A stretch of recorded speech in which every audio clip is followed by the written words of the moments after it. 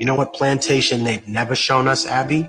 The most prominent ones, the ones that were most profitable, the breeding plantations. Why don't you want to show us those? You know why? Because after the research that I did for this album, you realize that the moment that a girl menstruated, she was put in a stable where a horse would be and forcibly mated, forcibly by a male of the slave master's choice. And when she had children, they weren't called children, they were called a litter of pups. The punishment being or killing a person in medieval Spain is gelding. Gelding is when you take hot pincers and you take a man's balls and dick off root and stem. Killing a person, law of the Bible, right? Medieval Spain, super religious. You killed a man, he should be killed. Why were indigenous and black people categorized as subhuman? So under the law, you would not be punished for the things that you did to us. That's why. You used to be proud, right? You used to be proud, white America, of murder. You used to be proud of colonization. You used to, wow, that made us tough. And then you got ashamed of it. And that's what you're dealing with. That's what America's dealing with, a schizophrenic crisis. There's a British manual, right, that was taken out of the British Museum because within the manual, it talked about how it was a weapon of war that should be used against the indigenous population. You're ashamed of that now. You're ashamed, right? Who was Christopher Columbus? His image has been so whitewashed, but he was trafficking little girls on an island. Who does that sound like, huh? All you right-wing defenders of Christopher Columbus and his legacy, he was trafficking 9-year-old indigenous girls on an island. Who does that remind you of, you intellectual coward?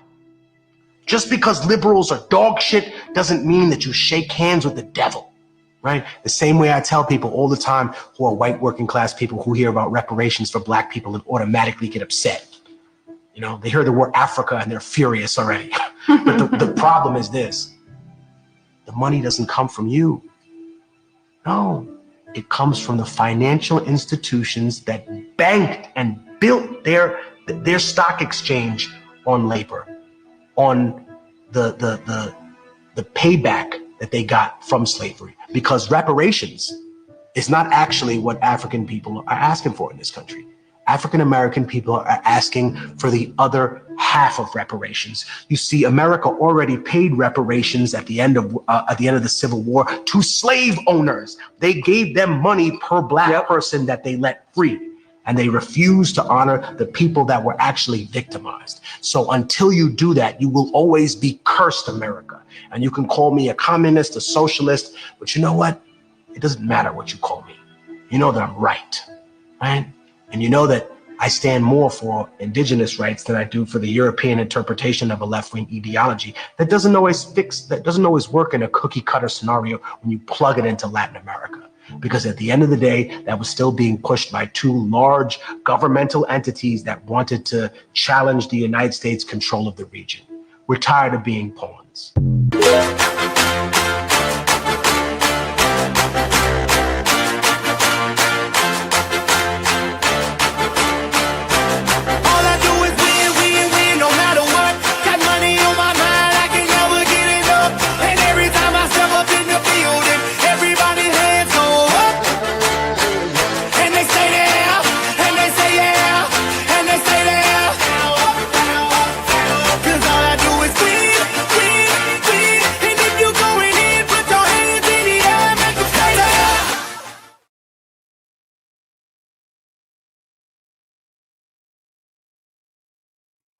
Salute, ladies and gentlemen. Welcome to Simple Shit TV. I'm your host, Alvin Holden, also known as Project 8020. Before we get super duper deep into it, salute to everybody in the chat. What's up, everybody? Broken Blade, what's going on? Sheridan, what's going down? We will not be streaming on Twitch this evening. We'll be doing that a little bit later on, just a heads up. Before I get super deep into our broadcast, I wanted to just make sure I set the table. Salute to anybody that's going to catch us on a replay. Do me a huge favor, like and subscribe, please. That would be great. Before we get super duper deep into this, I just want everyone to understand that the things that we are going through, this is not new. This is something that's been going on for a long time. What I mean by this is the judicial system and the levers that are being used to facilitate Diddy's jail time. So, what I wanted to do, I just wanted to talk about this real quick. This is the Mann Act. You may or may not have heard about this in the news recently. Previously called the White Slave Traffic Act of 1910. That is what this is called. It's federal law. And essentially it says, and we'll read, let me just bring this up, maybe make it a little bit bigger for you guys so that you can read it well on the screen because you might be on your phone. We can do it this way. In its original form, the act made it a felony to engage in interstate or foreign commerce transport of any woman or girl for the purpose of prostitution or debauchery, for any other immoral purpose. Its primary stated intent was to address prostitution, immorality, and human trafficking, particularly where trafficking was for the purposes of prostitution. It was one of several acts of protective legislation aimed at moral reform during the Progressive Era. In practice, its ambiguous language about the immorality resulted in it being used to criminalize even consensual sexual behavior between adults. It was amended by Congress in 1978 and again in 1986 to limit its application to transport for the purpose of prostitution and other illegal acts. Okay. And I have to censor myself because of YouTube and the way YouTube operates. So just want to go ahead and put that out there. So this is not new. This legislation has been used before. Oh, what's up? Real quick, let me go ahead and bring my brother up. Broken Blade. What's up, sir? How are you doing? What's up, man? I'm good. Good. And I just want to just keep touching this, keep going over this so that it gets, so that it gets drilled into everybody's head that what we are experiencing is not a new thing. This is an old strategy. Right. Once again, I wanted to focus in on this part right here. In practice, it's ambiguous language about immorality resulted in it being used to criminalize even consensual sexual behavior between adults. Does that kind of seem like what we're dealing with this Diddy situation? Absolutely. Right? It kind of seems like consenting adults having a freaky crackhead relationship to me. Right? Like we've all seen that couple. We all know that couple. Yeah. We all know that couple. Shout out to Simeon. What's up, bro? How are you? He says the man actually is just was a lot of him up them athletes, celebrities, and activists in the government it doesn't like or need to destroy. Bro, and it's the craziest part about this is that it's the same strategy over and over and over again. We really are dealing with the exact same thing over and over again. I'm just really wondering when we're going to not let this shit fly anymore. And again, I don't know. It just seems way too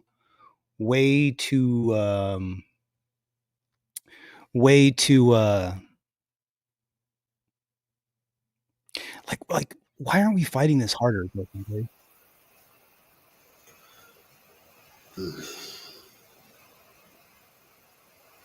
Be a number of reasons. Yeah. Like I think the same reasons people that are attacking Shannon Sharp. Multitudes of reasons. Some jealous of could be jealous of his money and power. Others getting blinded by just how gross a lot of that is. Yeah, it's gross, but it's again not illegal.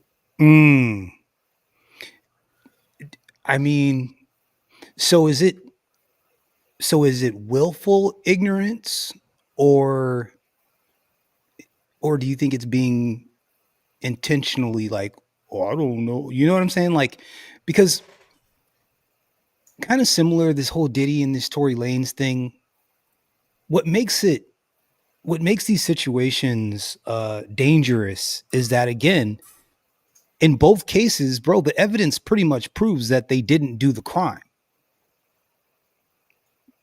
And, you know, Tory had a gag order. He wasn't able to speak up and defend himself. He didn't take the stand, which I thought was maybe a mistake. I imagine he just didn't think that he would actually get hammered over it. Which, again, there was no fingerprints on any part of the firearm, so I can see, like, yeah, this should be open and shut case, but you would think so. Surprise, surprise. I mean, what responsibility do you think falls on his own attorney? A lot of it, right? Like, how do you allow legal power to defend your client? Yes.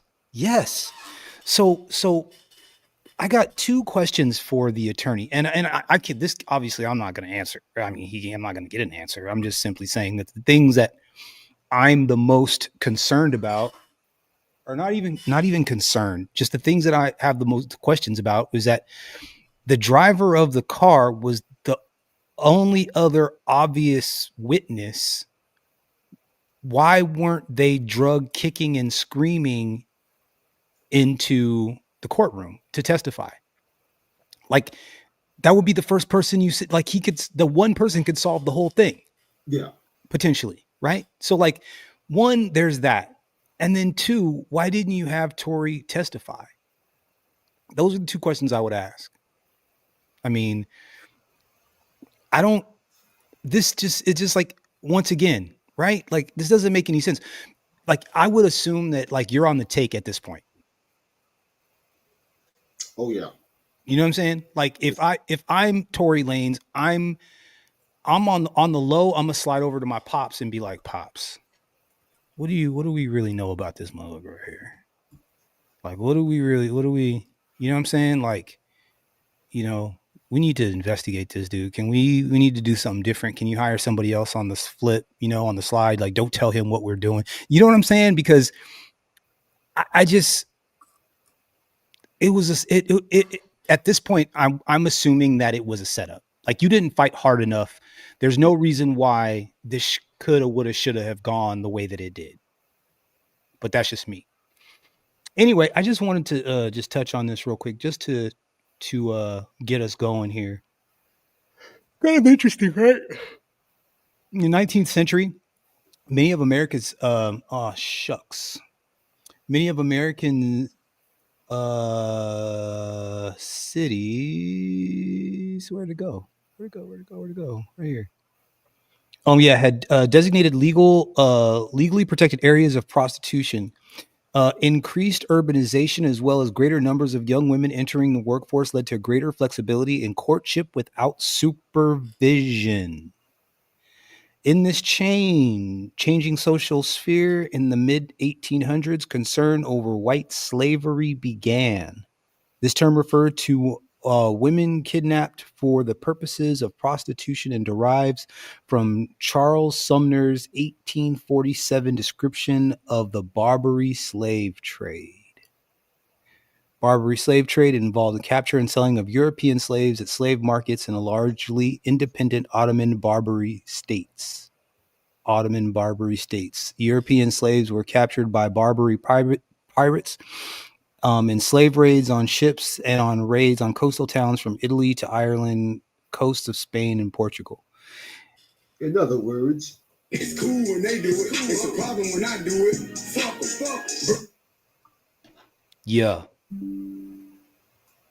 Yeah, that's about right. That sounds about right.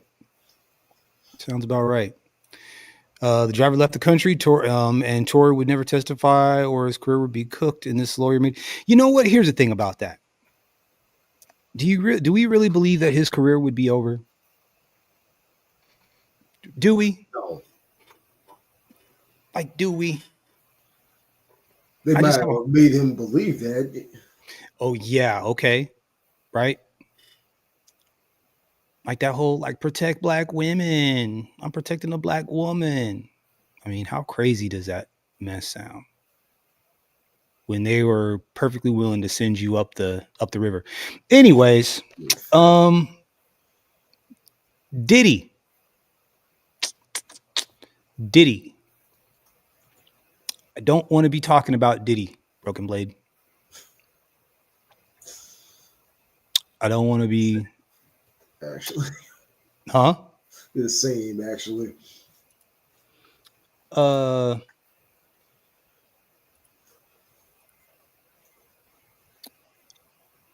um,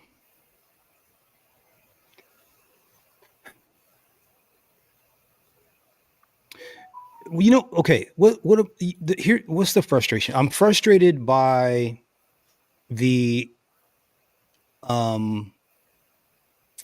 It seems as though there is an attempt to continue the sham. Um, you know, when you get caught doing something wrong and people catch you, you know, at some point you got to be like, you know what, my bad, you got me. You know what I'm saying? How can I make it right?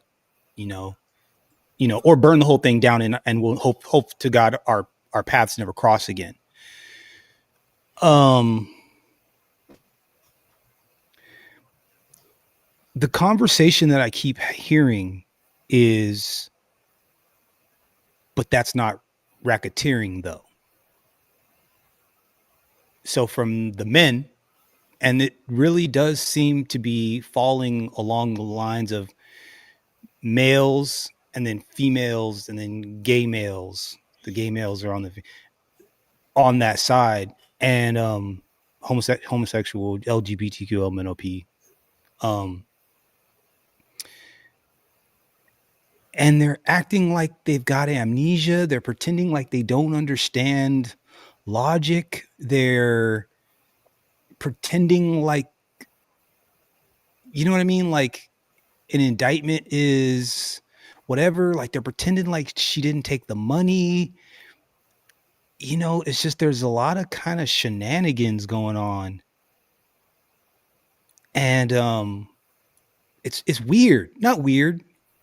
What's the word I'm looking for? I'm kind of disappointed. I'm a little bit disheartened. It reminds me how alone we are for real as black men and how quickly our own people will turn their backs on us. If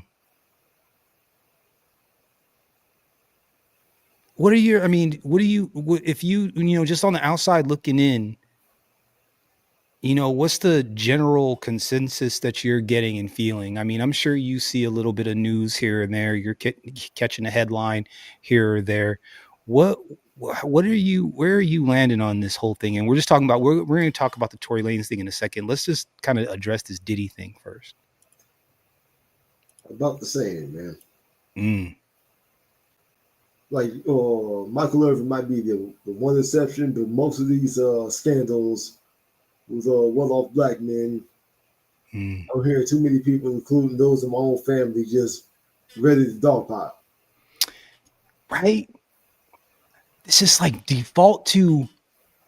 I mean, we probably, you know what? Like, I'm even almost afraid to even go back. I think by now we're kind of figuring it out. I think.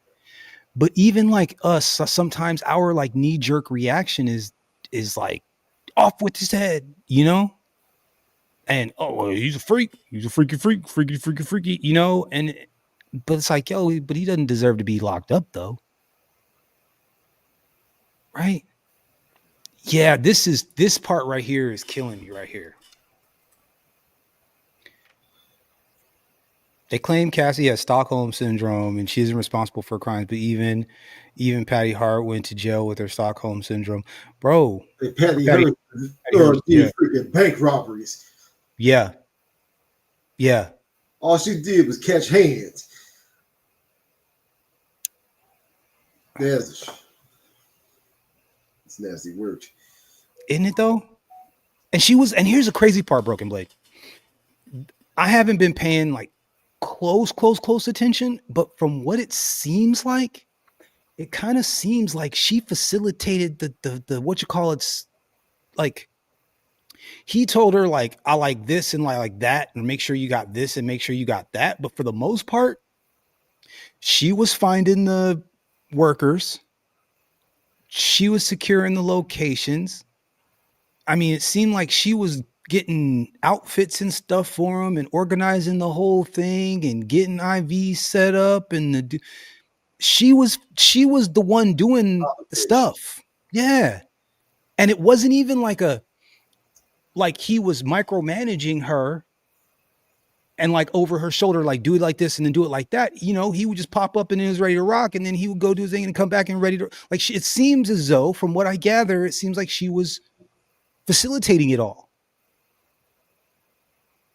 So I don't know. I don't know. Anyway, so Jason Lee, he is Californian. I believe I think he just ran for city council of Sacramento, if I'm not mistaken. So congratulations to him. You know what I'm saying? Like he's one of those, he was a Hollywood blogger that kind of self-made, built up his own thing and is pretty successful. And the last couple of years he's been very level-headed for a man in that on that plays for that plays for the other team. Right. And you know how they get, sometimes they can get, I'm using air quotes, messy, and and they how they do. You know what I'm saying? Like how they do. But for this he's been kind of consistent, which I appreciate. And it's been interesting because I'm watching all of these hosts tap dancing around this subject and tap dancing around all their panelists, and these women and these gay men are just burning down every broadcast they're in, just making excuses. It was all his fault. He did it. Every time that they can use the word abusive, they got that in there. Like it's pretty grimy, bro. Like it's pretty grimy. Which is typical left-wing tactics. In lieu of actual receipts, emotion. Oh yeah, 100%. Oh yeah, 100%. Here, let's I'm not going to take this cuz he does do a very good job of describing what happened. Let me roll this back just a little bit, because one of these dudes is really trying to here, let's let this rock. In her mouth. Don't see any crime he has done. Everything. Okay, so Boosie chimes in. He's reading what Boosie said about the case, because again, consistently Boosie's been saying what a lot of us have been saying. But let's let him rock. Was consensual. She enjoyed the sex thrills and all the gifts after. I see no crime but domestic violence in this case. Shaking my head, but they left Hugh Hefner do. Here, you know what? Let me do this. Let's try this. Sorry, I want to make this bit bigger so y'all can see. She liked the piss in her mouth. Don't see any crime he has done. Everything was consensual. She enjoyed the sex thrills and all the gifts after. I see no crime but domestic violence in this case. Shaking my head, but they left Hugh Hefner do. Shaking my head, but they let Hugh Hefner do whatever he wanted to do. This was sad. If he was black, he would have been in prison. Let's keep it 1,000. It's crazy how sex parties become crimes. What do you think? Crime? No, and I don't think that the prosecution is presenting this to say it's a crime. I think they're presenting this information to make him look like a person who disparaged women, who treated women very poorly, and to set up an image of him with the jury where they're looking at him like he could absolutely do the things that they're saying. Whereas Cassie is 8.5 months pregnant, sitting on the stand, having to recall being men peeing on her and peeing in her mouth. So I think they're doing a great job at showing her as a victim of these violent acts. But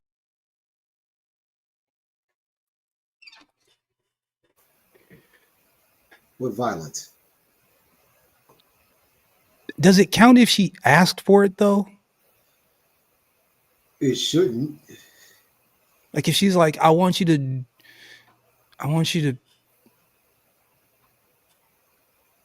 Yeah. Nah, you know, I don't. Like I nasty work, man. Yeah, I just- chicks into that. I mean, here's the thing, man. Here, it like again, once everybody's tiptoeing around this bullshit, bro. The reality is that if this can happen to him, then any one of our relationships, people that we talk to, whatever, can pull the plug and get us like pinned down just exactly the same way. Absolutely. This is like unacceptable. We absolutely positively cannot. I'm like, seriously though, like as men, like we can't allow this system to do that, continually do this over and over and over again to us. Like we just can't let them do, like it's not. And again, I get it, right? Like you go to court, you fight it, you win, great, but it bleeds your resources. Like it bleeds your resources. Like you know, because that's part of it, right? Like it's emotional. That too. Oh, do we have somebody in here? You know what? I would love for somebody to defend this bullshit to hit the link. I really would. If you really think that you could, what you call it? Cassie was a whore. Cassie was a whore. She liked it. She got paid. She didn't go and try to like press charges criminally. She took the money. And if not for this last little situation and the powers that be were mad at Diddy and they wanted to freaking not drive a bus over him. And they were like, oh, you know what, Cassie, we're going to go on ahead and make you do this. And she has no choice. Like, that's what it is, right? Like I imagine she would have taken her money and gone away and been quiet right now. Like the only reason why she's even saying something is I'm sure they're threatening her with charges also. Because why else would a woman sit there and in front, currently pregnant, sitting in front of the father of her other children and current husband, which she cheated on with this other man whom just finished paying the family to go away, in open court, talking about how she told the what you call it to pee in her mouth. And you know what, bro? Here, real quick, just so that we know, because see, I didn't even because I didn't know exactly. I was not really following because I didn't think it was that important. Okay. But let me just show y'all real quick the type of person that she had peeing in her mouth real quick, because, and I didn't say that, she did it. Okay. This gentleman here, this gentleman right here. Now you tell me,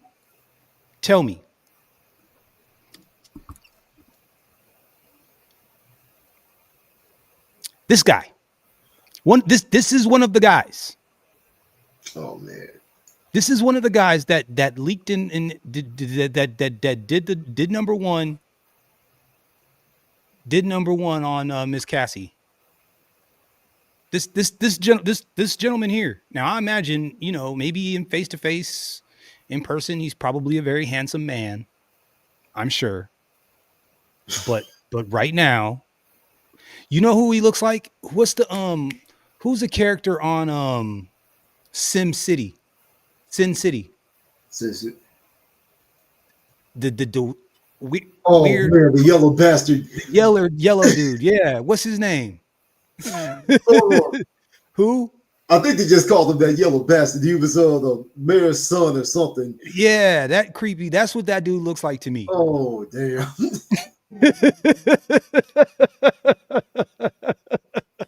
That's who that dude looks like to me. Let me find him. Let me see. Sin City. Hold on. Let's see. Yeah, Sin City, the yellow bastard. These shit. Yellow bastard. That yeah. That is exactly it. Hold on. Let me do this real quick. Let me see. Cause this is wild, dog. Like, hold on. Let me put this over here real quick. I apologize, y'all.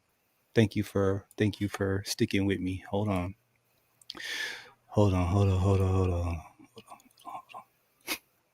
This is crazy.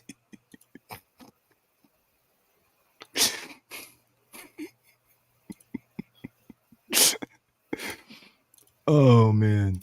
I get to do whatever I want, however I want, whenever I want it. My dad, I'd love him if I didn't hate him. He spent a fortune hiring every expert on the planet to grow back that equipment you blew off from between my legs, just so the old fart can hold out some kind of hope of having a grandkid. Although, as you can see, Tell me that's not the same dude.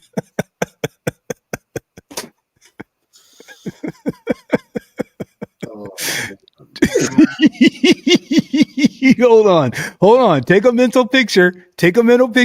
Everybody in the audience, take a mental picture, because y'all know y'all thought I was bullshitting. Hold on. Take a mental picture. Boom. Okay. Hold on. We're coming back.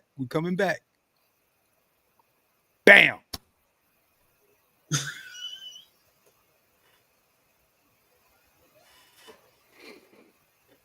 Just the other guy had jaundice. That's it. And had some what's the other thing that when your skin turns yellow, you got I forget, when one of your organs fails, liver or something.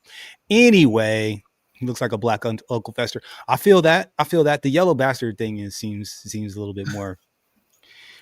Anyways, Broken Blade, what I'm saying is how do you 10 years, thousands of trips, thousands of hours, thousands of what are we even talking about, bro? What are we even talking about? But yet and still, here we go. We got to listen to here. Hold on. Let me find it. We got to listen to this kind of shit right here. Hold on. Let's let this rock. Let's let this dude make some excuses for Cassie's bad behavior. This isn't necessarily the problem. But listen, he also paid her allegedly $20 million settlement, okay, to go away. And so there's that. The second thing is, hey man, shout out to Jason Lee for at least calling balls and strikes. Isn't there something to be said that she's 8 months pregnant with her third child, right? I don't know. By the man who her boyfriend, who's on trial for, hired as their trainer. You're sleeping with the help. But it's also, I'm sure, did he already? No, I'm sure information is going to come out about, I believe it has already, about You're not her. on the prosecution. No, I'm not saying I'm on the prosecution. I'm just saying while you're giving that perspective, I'm saying what I think the prosecution is doing. I don't think they're saying that peeing on her was a crime. Oh, no, I agree with you. They're trying to paint him as a monster. And I get it. But here's the deal. When it comes specifically to this part of all the testimony and stuff, why do we care that he peed on her? It's his girlfriend. He could pee on her if she wants to. She let him. She didn't file a complaint. She didn't call no friend. She didn't write it in her journal. She didn't write a note. She didn't slide a note to the driver. She didn't call Nicole. She didn't. What? But I think that's the point. It's leading up to the fact that she had been under him as an artist for so long, and he had been recording her with these heinous acts and allowing her to record music and never putting her music out. So and this is only a part of the larger conversation, because she would say if she said no to stuff that he would put hands on her. And, okay.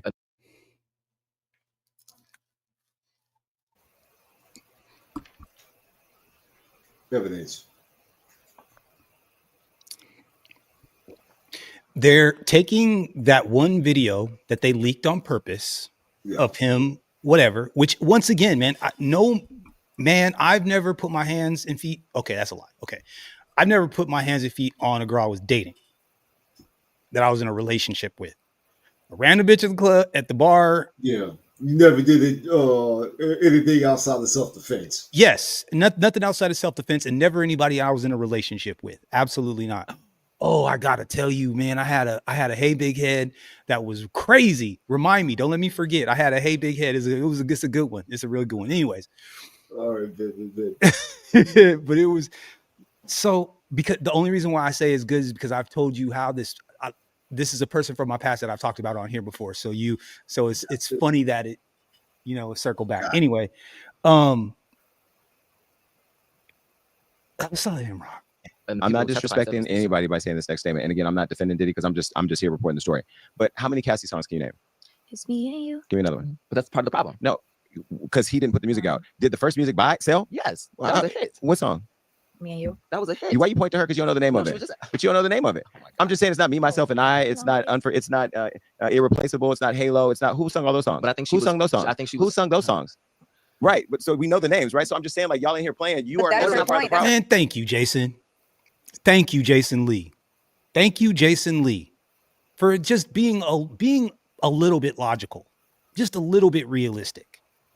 Just calling calling balls and strikes. I appreciate that. Her point that she couldn't get let's to not act it. like these 360 deals aren't a common practice. Yeah. It ain't good to like everybody. Yeah. Everybody's been on the take. Absolutely. Let's let this rock. Let's just listen. This is so crazy. Irreplaceable status because Because she's not Beyonce. She's not Beyonce, so we're not gonna do that. But the point is, I get what you're saying. She's alleging that her career suffered as a result of her being in this relationship that she chose to be in with this guy. But I think that's again, I think she was saying in the beginning, yes, the relationship was great, that being with him was like exciting. I was learning all these new things. But then as it progressed, her job became have sex with all these people every day, and she didn't get to. She could leave and go, do something for press, but then she would have to come back and continue sex all day. So her.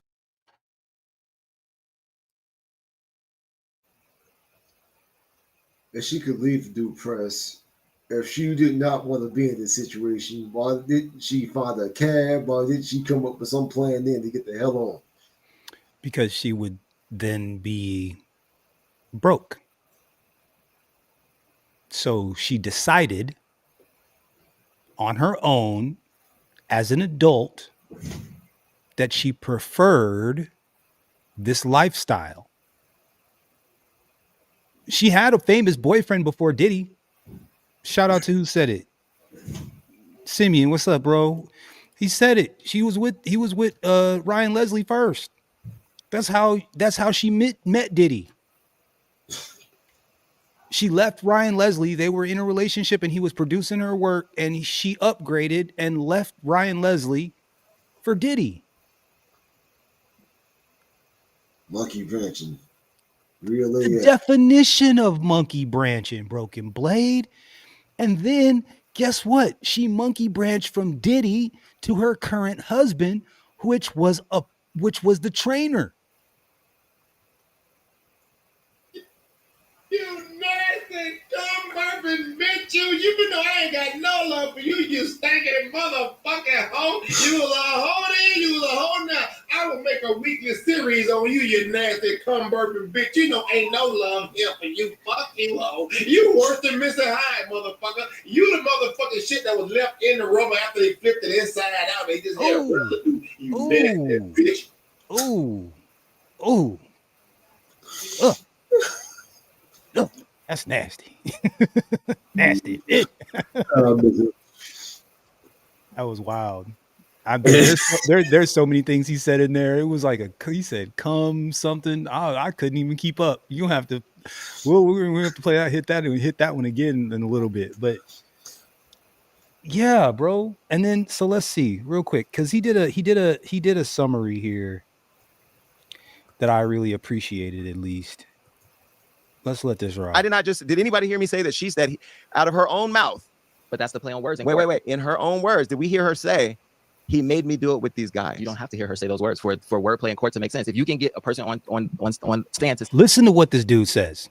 Listen to what this dude says for real. Like really listen to what this dude is really saying. With these guys, you don't have to hear her say those words for wordplay in court to make sense. If you can get a person on stand to say, "I did not want men peeing on me. I did not want to be in violent sexual situations. I did not want to be dragged out of the hallway." Not believe it, not telling the truth, just saying it. Like just getting them to believe it. You just got to say it in court so that they believe it, even if it's not the truth. That's the. You don't have to hear her say those words. You don't have to hear her say those. Wordplay in court to make sense. If you can get a person on stand to say, "I did not want men peeing on me. I did not want to be in violent sexual situations. I did not want to be dragged out of the hallway." Can I ask you a question, Rob? Can I ask you a personal question? This is just to clarify, and this is for our audience. I apologize. I'm not an attorney now. No. But I'm now going to be an attorney like Rob, and I'm going to ask. What is his credentials? Okay? There's a follow-up question there.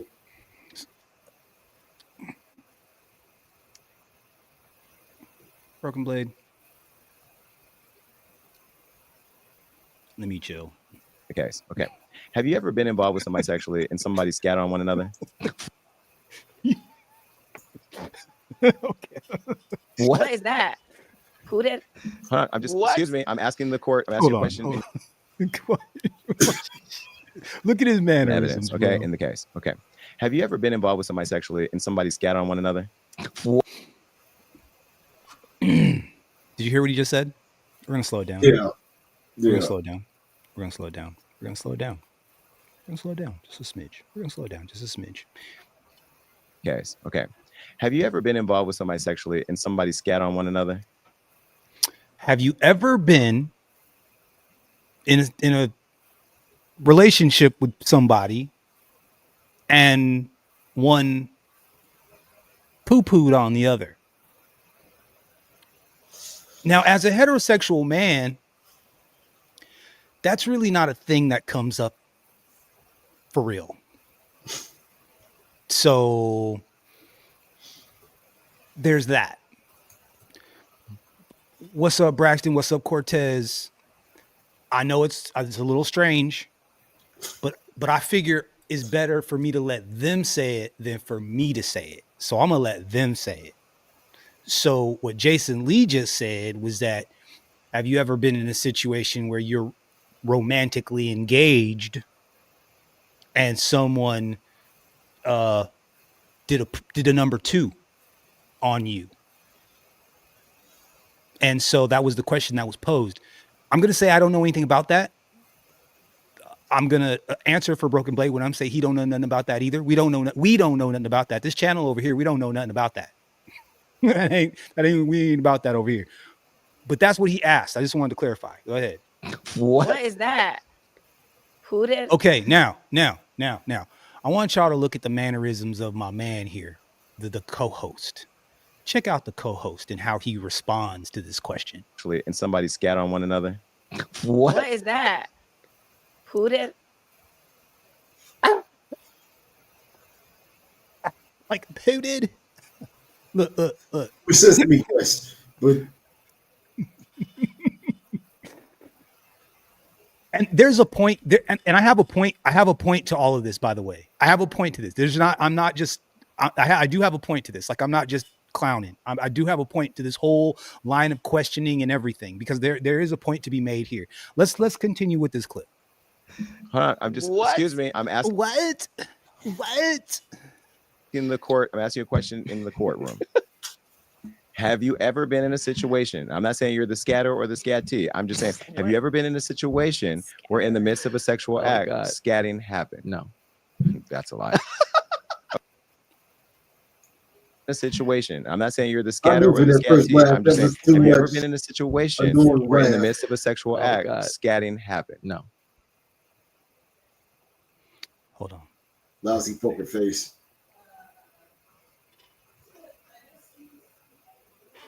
We don't believe you, sir. Yeah, we don't believe you, sir. We don't believe you.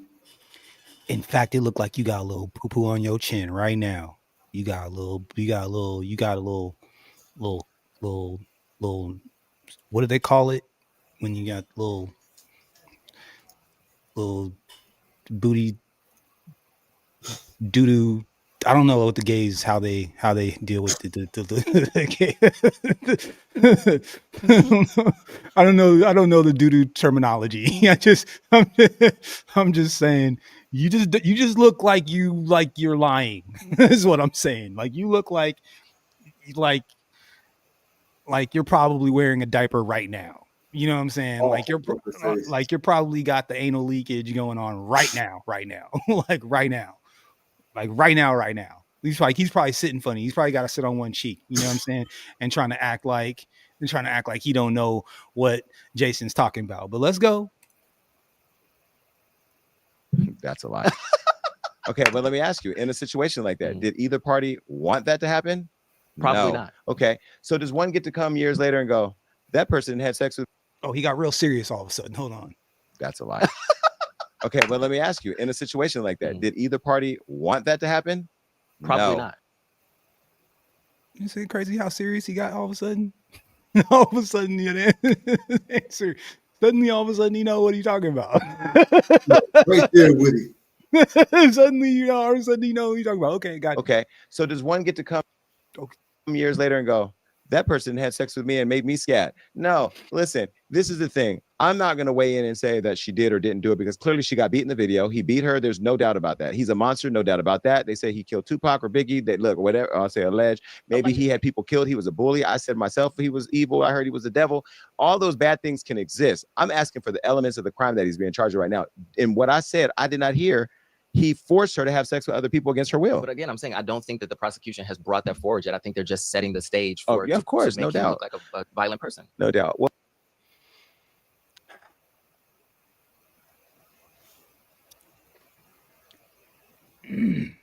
that part, I think he was probably right on the money. They just want to make him look bad.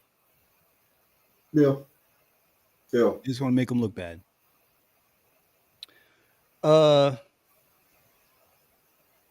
Cassie's been up. I think someone just came up today that they just gave immunity, if I'm not mistaken, to testify. one of his employees who was going to take the fifth and was negotiating with the prosecution, and it sounds like, for just the headlines, they gave him immunity right at the end of the day, and then he went in and started testifying. An assistant. Thank you, Simeon. Appreciate you, bro. So it's a setup, dog. It's a setup. Yeah. It's a setup. I really don't. This is pretty darn despicable, if you ask me. But you know, I'm just tripping on the fact that, you know, we just keep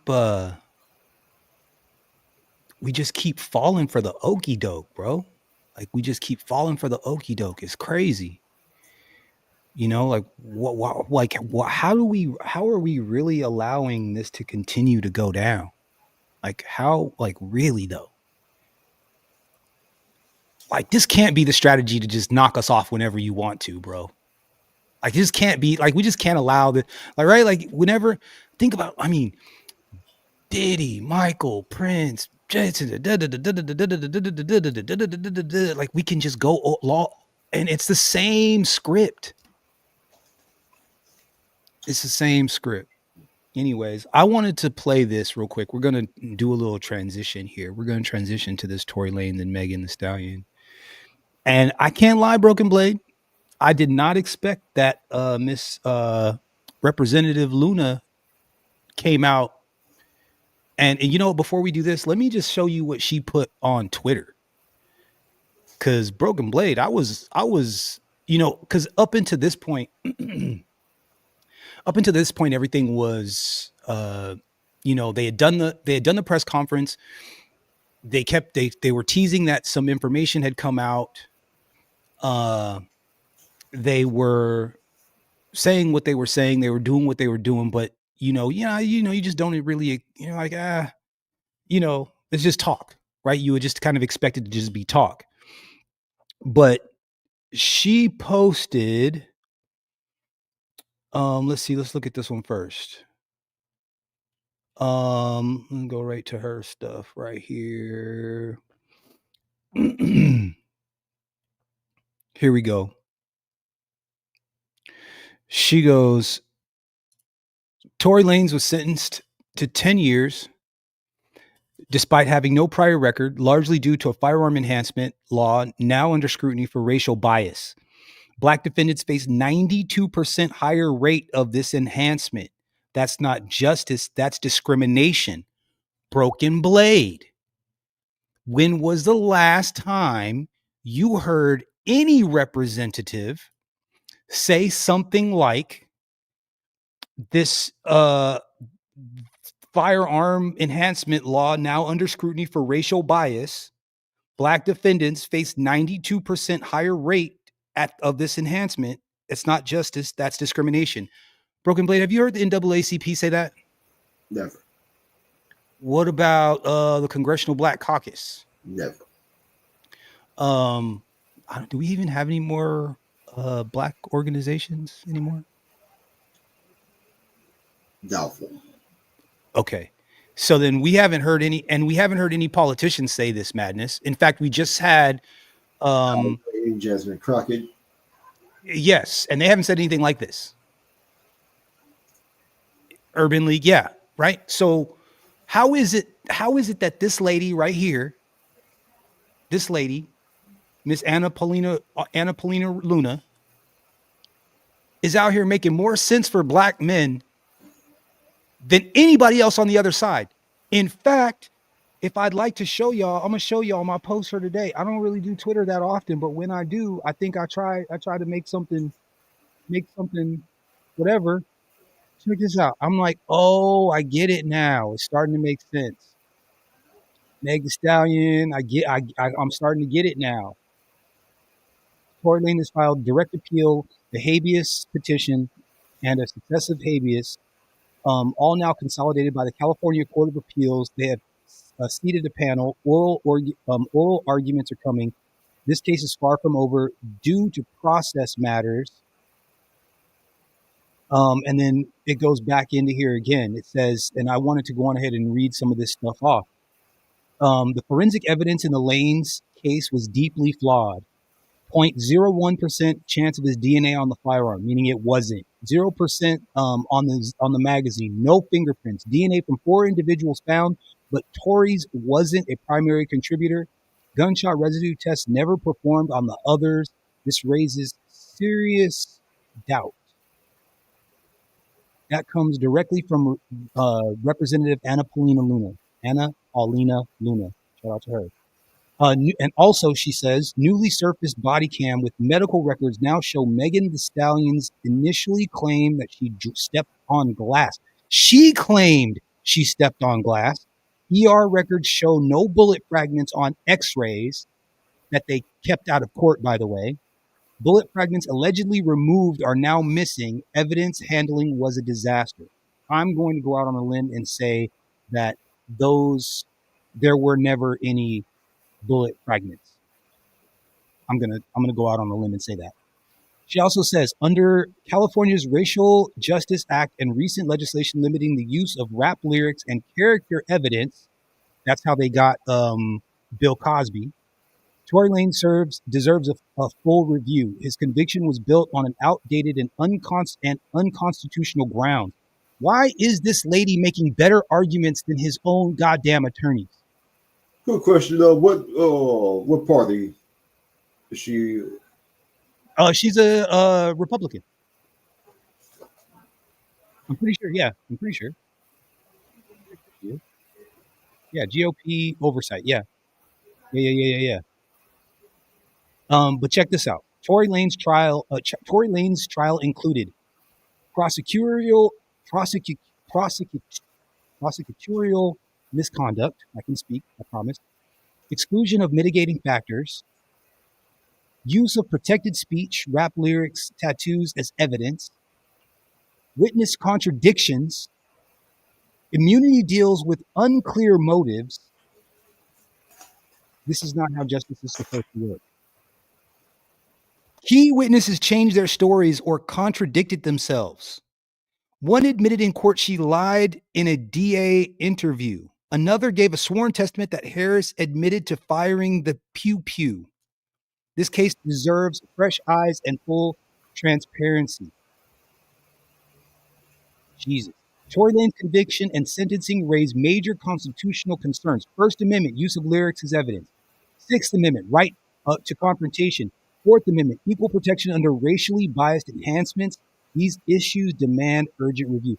Bro, why is this lady sounding more legal than his own attorneys? His brother's probably paying off. Damn. I mean, that's the only thing that makes any sense, right? Like, that just kind of seems like that's the only thing that makes any sense. Well, he went to a bullshit college. Yeah. Like, not very good at your job. Remember, she did a show less than 2 days after she was exactly busting it wide open on stage. So let's hear what she has to say. We've we read her tweets.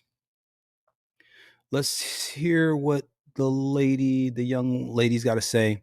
And I can't lie, man. I do not like this Cuomo individual. I think he's not an honest broker, in my opinion. But it's purely just my opinion. Fair use this thing up. Let's hear what here, hold on really quick. And I'm just gonna leave that on there just because I like when I catch the faces funny. Let's just let that real quick. Shout out to Chris Cuomo. I'm just not a fan. Let's let him rock. 2022, singer, rapper Tory Lanez, convicted of shooting performer Megan Thee Stallion after a party at the Hollywood Hills home of Kylie Jenner. Here's the story. They're at the party. After the party, they get into an argument. Lanez tells Megan Thee Stallion, dance, and shoots at her feet like a cowboy movie, hits her. Proof? Testimony of Megan Thee Stallion, her friend Kelsey Harris, and DNA evidence on the weapon that convinced jurors to convict. Okay. Now, we already know that that's an obvious lie. The information has come out that that's probably not true, but he says it anyway. All right. Pretty simple, right? Maybe not. Turns out he shouldn't have even said it, but whatever. Or at least it's been like made it clear that this was the, I don't know, whatever. Shouldn't DNA, only a 0.01% chance that the DNA is from Lanez. He's always maintained his innocence. He was sentenced to 10 years. So this is really about the testimony. Lanez, so what happens? So he goes away, recently stabbed 14 times in prison. Many say it was a hit. Okay. Goes away. No, he went to prison. He didn't go away. He wasn't on vacation. He went to prison. They sent him to prison. Yes. Because new evidence is about to come out. All right, a little conspiratorial, but he was definitely stabbed. Lane's supporters believe that the media doesn't care because Megan Thee Stallion is represented by Jay-Z's Rock Nation. Now, I could give a damn about Jay-Z or his company. This just wasn't a case on my radar until now. Why? Paulina Luna. She is a representative from Florida. You see her here on a regular basis. She says she's got new evidence, says it wasn't him. This is also kind of interesting. An obvious miscarriage of justice, and he doesn't give a damn.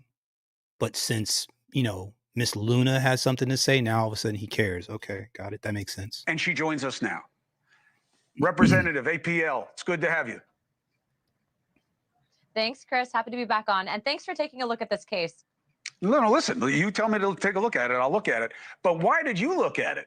I mean, this isn't your jurisdiction. I don't know you'd have any connection to any of these people. These people. Does anybody like, is it me or is he really creating this separation between like us and them? Am I tripping? Does it sound like, listen to how he speaks about these other people? Taking a look at this case. Other people. No, listen, you tell me to take a look at it. I'll look at it. But why did you look at it? I mean, this isn't your jurisdiction. I don't know you'd have any connection to any of these people. These people.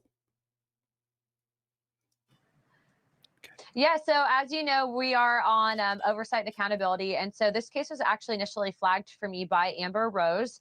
And the reason by the way, Amber Rose, by the way. Why I took particular interest in it is because of the fact that they actually had evidence that they presented to me in my office that actually disproved the conviction. So as you stated earlier, that 0.01% of DNA, they actually found 4 people's DNA on that firearm, none of which was Tory's. Not to mention there was 0 fingerprints on the actual magazine. And also too, as you said, 0.01% chance. I mean, that evidence in itself should pretty much speak for itself. Also, there's been ring footage that's been obtained that actually disproves the whole dance, Megan. And so what we're seeing is really there was a case of he said, she said. The evidence wasn't actually respected and properly adhered to actually in the trial. And then they also were doing something that I would find pretty wild and egregious. They were actually submitting his lyrics for rap as evidence to the crime. So look, first and foremost, you have to have a free and fair society. That means we need to respect and uphold the justice system. So I actually reached out today to Gavin Newsom's office, and we are. I wish I could just be naked and make money. That'd be cool. If I could just take my clothes off and make money, that would be dope. It would just, some people say ladies have it on easy mode. I'm just saying it would be cool if I could just get naked and make money. That would be great. That would be cool. I would love to try that sometime. Just saying. Requesting an emergency meeting. We're also working with other Democrats, specifically to the California delegation. But I think that this is something that's pretty egregious, that the way that this was handled, the way that it was. I think that it was largely driven by headlines. And aside from the people involved and the parties involved, obviously I take domestic violence, I take this very seriously, Chris, but I also take very seriously the fact that I do believe, based on the evidence that I've seen, that Tory's innocent. And I think that it sets a really bad message when you have someone of his stature, and also to someone that is as influential as he is, that's being wrongfully incarcerated. And that's exactly why we wanted to use our megaphone for a good reason and help get him his pardon, which I think he'll get. So Luna, Now look at this confused look he has on his face, like he doesn't understand what's going on. who did it?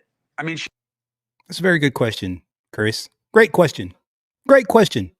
Driver, Corey, Meg, and her friend. One of the four got to do it. The driver disappeared. Haven't seen him before.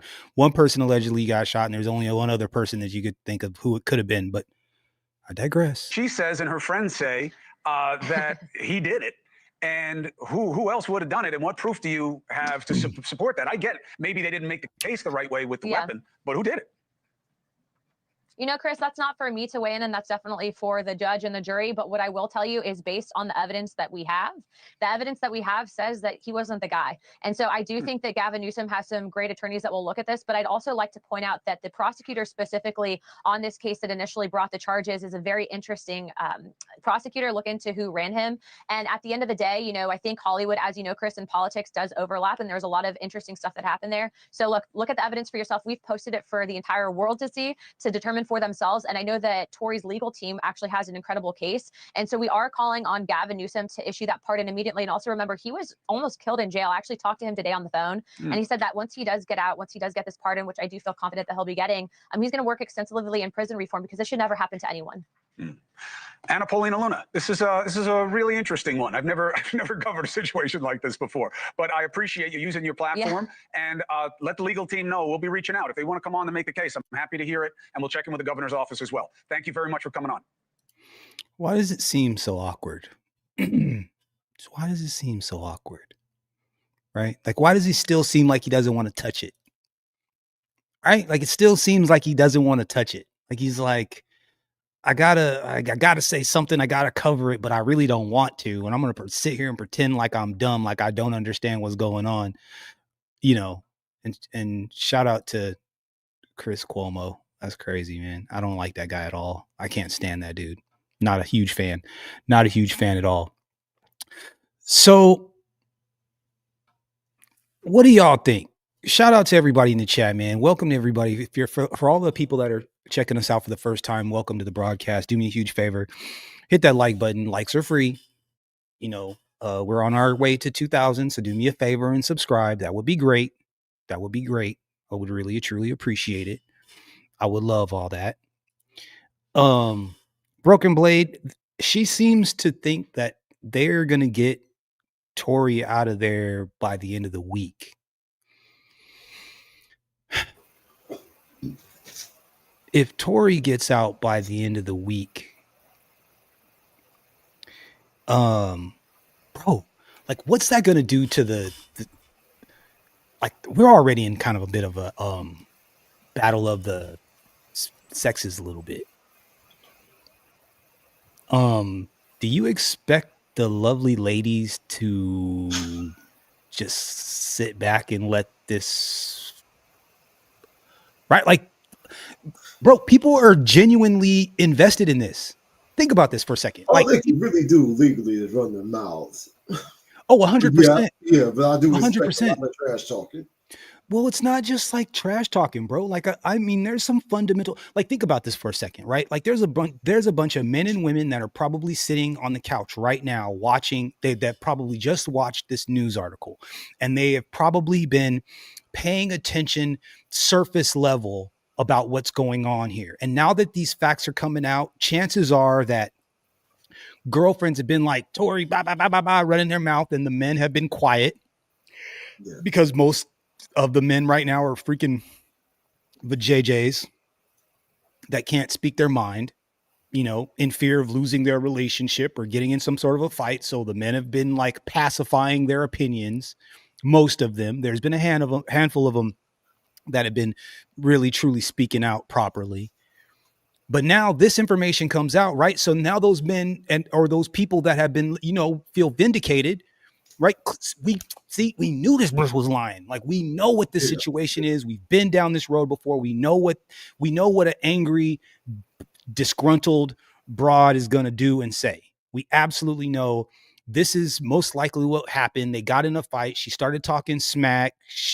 Kelsey finds out that she's been banging her man when she was out of town with COVID, because that's what happened. She had to go to Texas or something because she had COVID, or she went home and got COVID and had to stay or something. She ended up having to stay longer than and then Meg was flying back and forth, banging out Tory, and they were having a full-blown like mini relationship the whole time. Right. And so she found out about it and got mad. And then Kelsey was like, yo, she's the one that had the piece the whole time. The hairdresser that was at the party testified that it was hers. And he was the one, he saw it in her bag, and he's the one that took the bag and put it in the car. But somehow all that stuff gets missed. Like, all of that stuff gets missed. It's so, anyway. Broken Blade, I keep saying it. Shout out to Dr. Tiasan Johnson. Black men have a unique relationship with evidence. Yes, sir. It shouldn't be a thing, but suddenly it's a thing. What are your thoughts, Broken Blade? Like, if you were having bro, I could see relationships ending over this kind of thing. Like, marriages ending, like relationships ending, like this. That's how fired up people are about this situation. Like, that's how invested people really are. If you have a woman willing to leave you behind this, she might be doing you a favor. Here's a question, Broken Blade. She is doing you a favor. Would you leave a female over her opinion on this situation? Would you be the one to go? I might. Right? Like, they hear something like, do you know the facts? And I'll present the evidence. She's still 10 toes down sisterhood. Yeah, it's time to home her out. Kinda. Right? Like, you just can't. Because her decision makes her morally flexible. Right? Like if she's okay with this kind of behavior, even though I get it, the sisterhood, right? It's the sisterhood. I get it. I totally understand. It's the sisterhood. However, if it's your relationship, or if you're in a relationship with this person, right? Like, as men, we judge women different. You know what I'm saying? Like, and so for those that might be listening, right? When, like, I've been on a first date and a girl told me of how she keyed her boyfriend's car and popped his tires. That was our first and last date. Yeah. I'm never going to talk. You know what I'm saying? Like, this is in that same, like, so if I'm having I'm in a relationship and this subject comes up and my significant other takes the position of the majority of the women that I've been hearing on the internet talking smack, the majority, not all of them. There have been a bunch of women that would be like, I think that bitch was lying the whole time. Shout out to those ladies, those lovely ladies that have been telling the truth. Shout out to y'all. I'm just talking about the ones that are just trying to find excuses, making up excuses as to why it was okay for Meg and this other girl to lie and put Tory in jail. That's who I'm talking about. For y'all, if we were to fall on opposite sides of this argument, this to me could be the straw that broke the camel's back in a relationship. It might not be the end all be all, but I'm looking at you funny after this. I'm looking at you funny. I'm sleeping with one eye open. You know what I'm saying? One eye open. I'm making you test my food. Like, this bitch might put me down. I gotta watch it. You know what I'm saying? Like, I can't trust. I can't have you walk behind me anymore. That's real.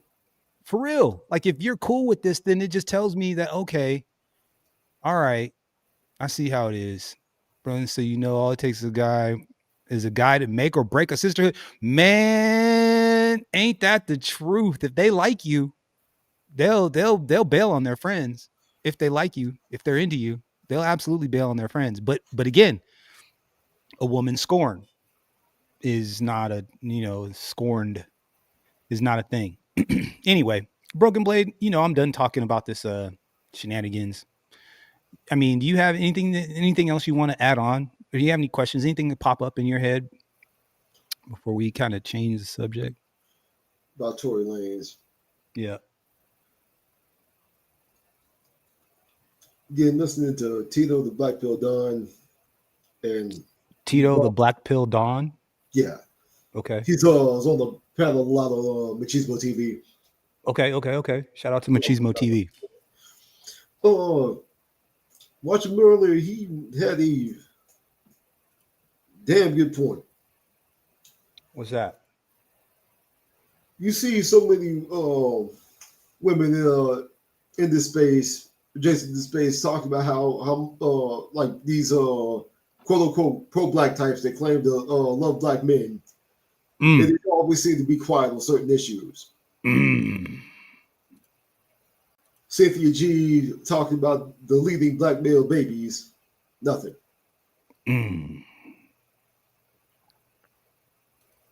Whose channel, by the way, was brought down by a white woman.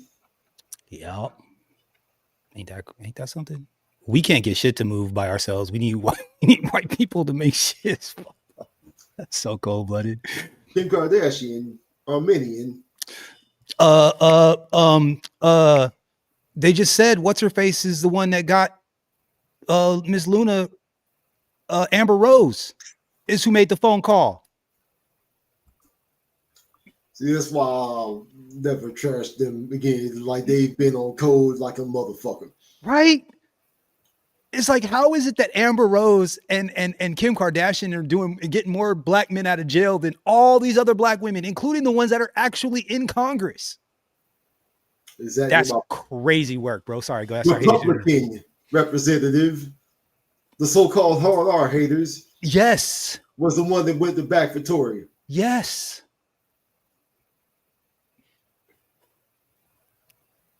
Why is it so much easier to find non-FBA women to go to bat for us? I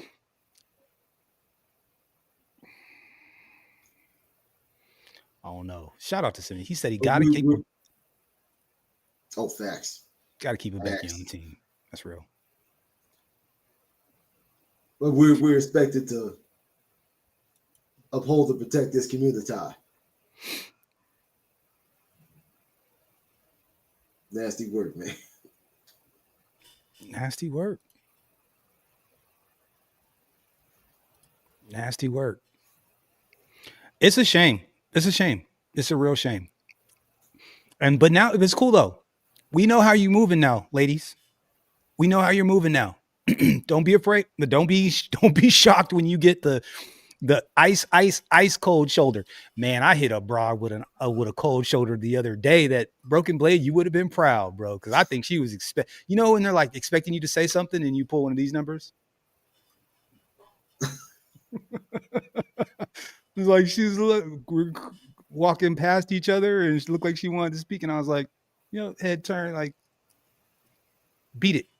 Yeah, it's messed up, man. Like, it's messed up. I would be lying if I said that when I do see some ladies now, sometimes there's like something bubbling up a little bit. And then I suppress it, and then I'll like have a conversation, I'll start talking, and then I'll listen to them talk for about 30 minutes, and then it starts to come out, and you're like, oh, there it is. I can hear the programming. There it is. There it is. I got, since you brought it before, like, what was this Hey Big Head story? Hey Big Head. Okay, so hey, all right. So real quick. So Hey Big Head. Okay. So Broken Blade. There was a young lady that I dated after college, or when I was in college, and then I dated her after college. This young lady after college. Sounds like a wild reach back. It's pretty crazy. Well, it's pretty interesting. It's pretty interesting. So, and I'm gonna try to be brief. I'll try to be brief. Okay, so So just to give you a flavor, we dated in college, left college, moved to California, lost touch for a little while. She got in touch with my mother at my home, and my mom was like, "I'll give him your number, whatever." So my mom's gives you number. We connect back again. I go to Colorado, and she decides she wants to move to California. And I was like, so you kind of understand the implications of that, right? Yeah. Like, I'm in California, she's in Colorado. We dated before. Second time around, she's gonna move to California. Doesn't know anybody out here. So it was relatively serious. It was pretty serious, right? Yeah. Like, I looked her pops in the eyes and give him a solid handshake, and I drove her ass out here. Like, I moved her out. Yeah. This was the same person whom we would fight all the time, and I could never figure out why. We would get drunk and go out, and then we would go out, and it would be like in my previous relationships, we would go out, and then we would get done going out, and we would come home and be cool and everything was cool, right? We close out the night. But for whatever reason, the majority of the time with this one person, she would always pick a fight with me. And so at the club, after the bars and shit, we would come to home, and it was like a fight. And I'm like, why am I fighting with you, bitch? Like, we're supposed to be, you know what I'm saying? Like, I'm not supposed to be. So it was always weird. I could never figure it out. And then it was almost like I realized it all at the same time. She couldn't dance. And so we would get at bars and clubs where there was like dance music. And you know what I'm saying? Even if I'm not dancing with other broads, I'm probably still, I'm bop into the beat. And I think she would get frustrated because she knew that she couldn't dance. And so she would try sometimes, and it just wouldn't work out. And I would kind of be like, ha, ha, ha, just take a class. Yeah.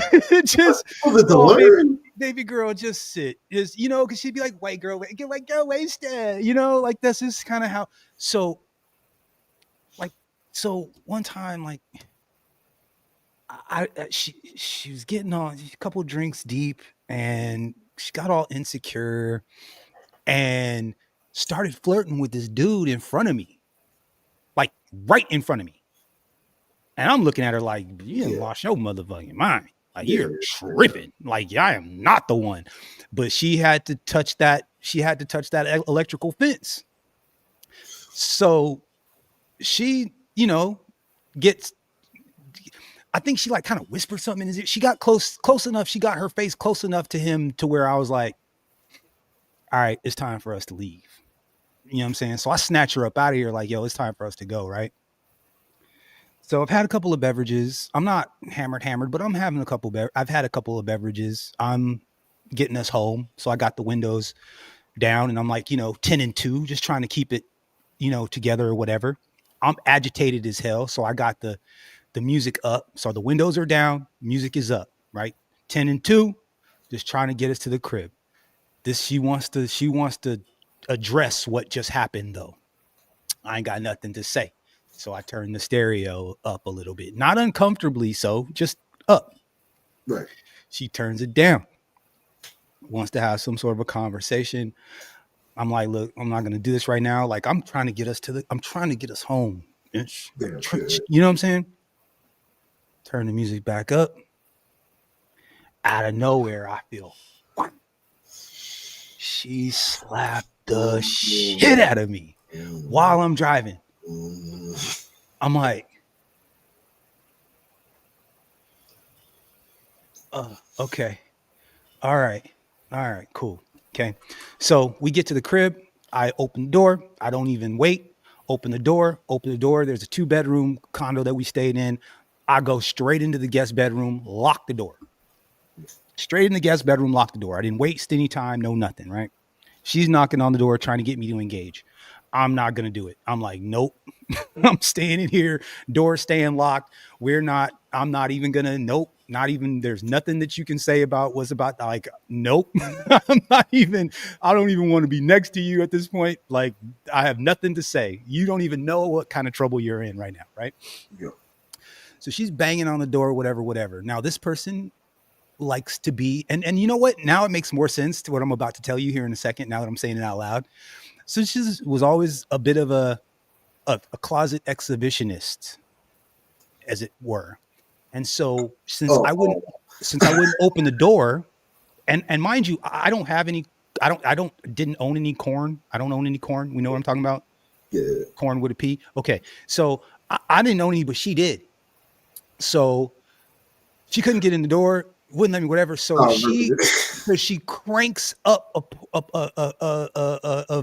film, and not just like a regular film of two people having intercourse. It was a gangbang, bro. She has a gangbang video, and she puts the DVD on and cranks the volume. I'm in a duplex. We're sharing a wall, like share a wall with the neighbor. So I'm across the hallway, and I'm hearing, oh, get that, take that, and it sounds like 4 or 5 people in the room, bro. It sounds like 4 or 5 people in the room. And I'm sitting here like, oh my God. And I can hear it waking up the neighbors. I can hear the neighbors rustling around now. I'm like, oh my God. What the? Oh my God. So I'm committed. I'm not answering the door. I'm not going out there. I don't have nothing to do with it. She's going to cry herself out. I'm just going to let her do whatever she got to do. Eventually the video ends, and then it gets quiet. So I'm like, okay, fine. I finally go to sleep. I wake up the next morning, open up the door, smells like puke. Pile of puke on the floor, pile of puke in the bed. She's all half naked, still passed out. I wake up, I make breakfast, grits and eggs for one, bacon, coffee, all this shit. House smelling good on a Sunday morning. She comes out. I'm almost done eating. She comes out. I'm like, are you proud of yourself? She's like, what do you mean? So I proceeded to tell her about the night and the disrespect, so on and so forth.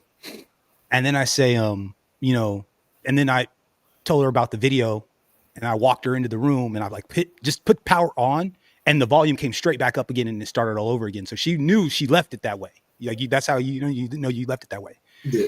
So I say, look, I know you probably, I get it, you were drunk or whatever, but I got a zero tolerance policy on putting your hands on people. And so I'm going to give you a couple of weeks, but you're going to have to go.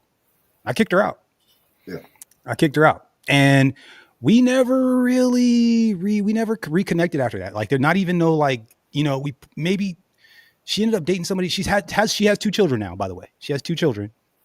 And I would have expected her to find to bed a black man, but she actually had children with a white man.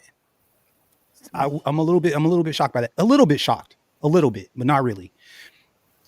Anyways, so she has the kids. I've never seen. I think maybe I haven't seen the husband. I don't know. So I don't think they're together now or whatever. Yeah. Or whatever. Right. Okay. So probably a couple of years younger than me. So we're 40. She's probably 42 maybe now with 2 kids. And I haven't even seen hubby anywhere, right? So out of nowhere, I get the text. Not the text. It was through Instagram. I get a message. Hey, how you doing? I don't answer right away. I don't answer. And what's up comes at almost 3 o'clock in the afternoon. At 8:30 the same day, I get a how are you? I hadn't answered. Okay. So I'm trying to decide whether or not I even want to answer this or not. Yeah. 10 o'clock, same day, I get a photo sent to me. This is exactly where I thought it was going. Broken blade.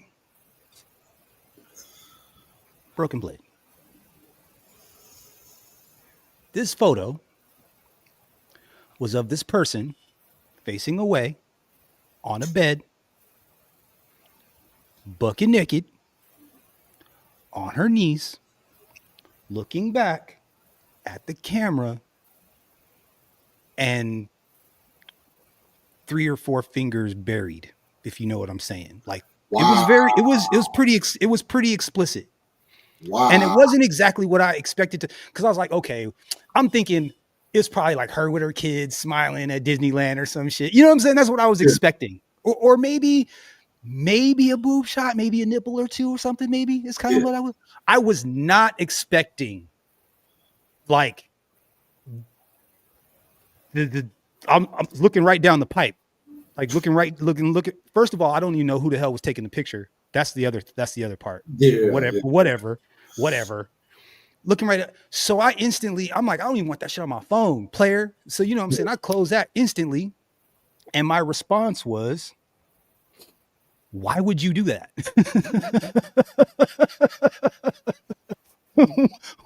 Why would you do that?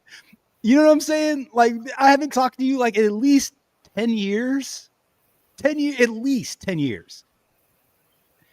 At least. And this and it's like one message, two message, and you go straight to the super duper explicit. So I said, what, like, why would you do that? And the answer was probably just wanted a response, not trying to unite, just wanted to see how you are. I'm in a crazy place, a little unhinged. With the happy face and the one eye crazy face. And I'm like,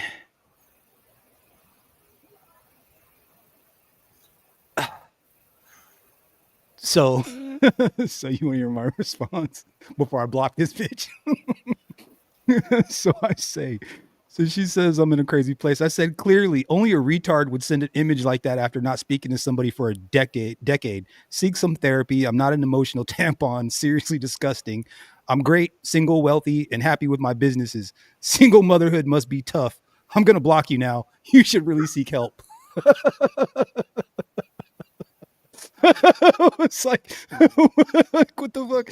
I'm like, I don't know what to tell you, lady. I don't know. You on some other shit right now. I'm good. But you should absolutely go see. You should seek some help. That's what you should do. Wild.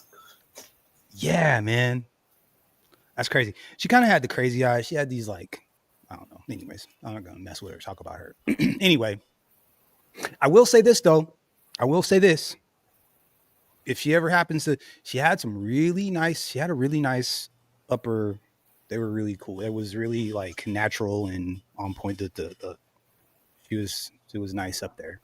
That was probably the highlight. And you know what? She had cakes too. She was built like that's a shame. Anyways. Hey, big head. Hey, big head. All right. So Broken Blade. I got this image up here. First ever fault rapture caught on camera. This was 7.9 earthquake in Myanmar. And something happens here that I don't know if this has ever been captured accurately on camera before, and where there was so many visual cues to show you like exactly what's happening. I don't know that I've ever seen this before. We talk about earthquakes quite a bit just because I'm a nerd, but a strike slip fault is a lot like the San Andreas fault, where one plate's moving one way, the other one. So like in San Andreas, there's like this creek that's really famous, and the creek basically makes a hard left and right because the ground has moved over thousands of years. Oh, so wow. A previous like a zigzag. Yeah, so like a previous like body of water that was like this is now like there's like womp womp womp. It's like a big old L in it. So you can see how far everything has moved over a period of however many thousands of years. Got me? Yeah. So, you know, those kind of fault lines, it's like a centimeter a year, maybe, you know, a half a centimeter a year, maybe, for those kind of, you know, whatevers. This right here moves about 6 or 7 feet in one, like the whole thing. Broken Blade, boy, I'm gonna show you this. the entire, we're going to go through this kind of slow, but bro, half of the screen moves. Check this out. Let's watch. Let's see. I don't think I have sound. Okay. So the earthquake's about to start. It's starting to shake. Now watch this. Watch. Boom. Did you see it? Watch this. See how it started shaking? Now watch this. Oh, right? Do you see the whole outside of the gate? That whole side looking straight out. The whole thing shifted. Watch again.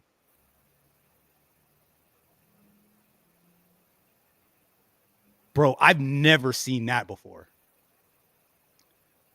Like, I've never seen that. They're going to zoom into a couple of different places. That is arguably one of the most wild things I've ever seen. So they're speeding it up 2 times so that you can kind of see it. It's a little bit more abrupt. Let's check it out. yeah.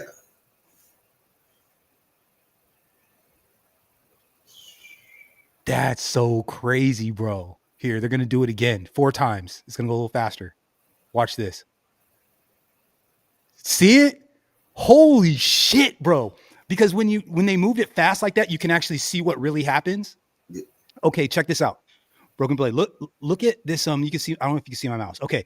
See this, this is one of those solar cellular poles right here. I think there's probably like a call box right there. Yeah. Okay. I want you to use that as a reference. So look at that right there. Okay.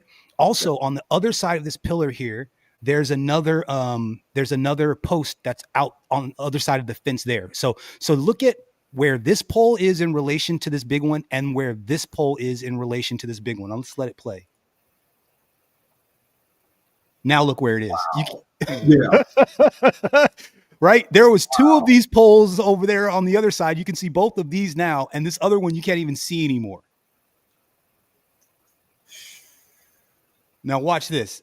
Because they're going to zoom in on another one here. Hold on a second. Let's let this rock. Look at, watch the same positions.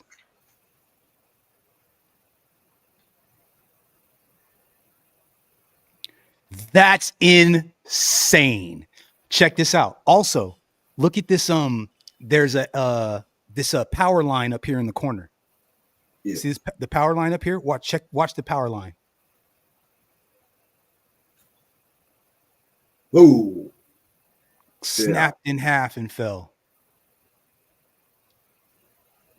Insane. Watch, check this. Okay, hold on a second. They're going to go 2x. Watch it. Watch.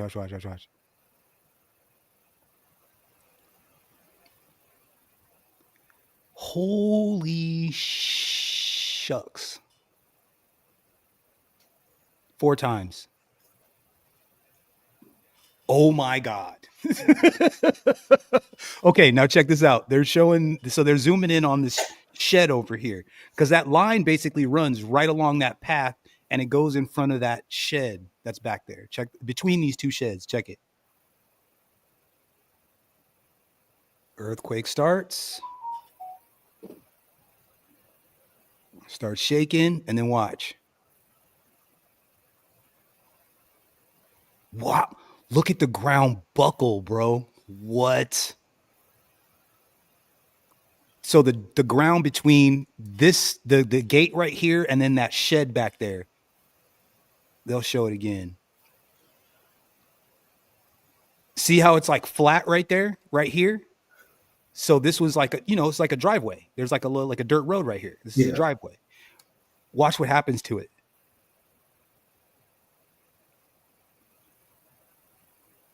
Wow. Holy shit.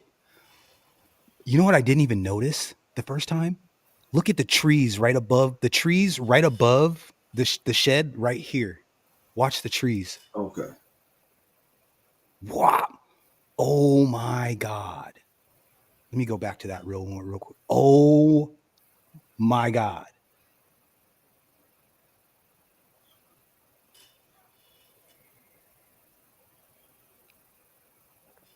Yikes.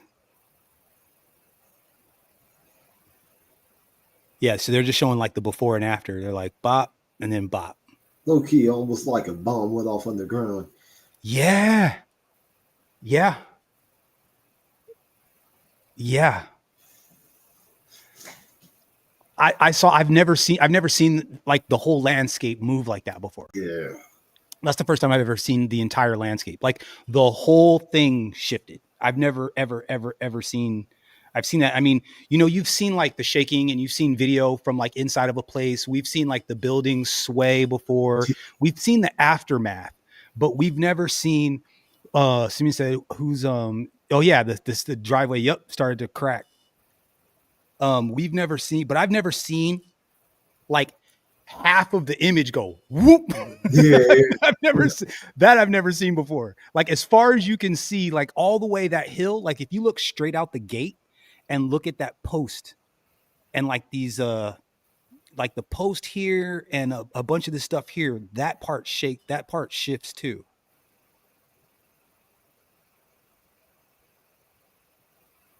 Oh my God.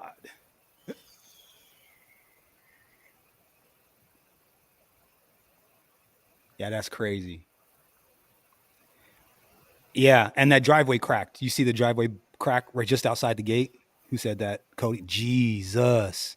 Buckled. Wow. Look at this. Bang. Oh my God. So that was a 7.9. People found that. I think that people felt that shake like 400 miles, like a 400-mile radius or 400-mile diameter. People felt that in Myanmar. It was pretty heavy. 7.9. Yeah. Wow. That's crazy. Anyways, that's something that's you guys have seen it here first. I don't. This might be kind of one of the first of its kind. I'm not joking. I think that this might be one of the first examples of that's insane. Something like that actually getting caught on camera, where you can really see the movement.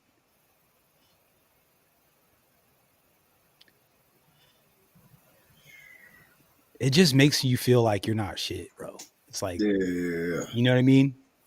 Like we think we're something, but we are not anything, because that's pretty serious. Wow.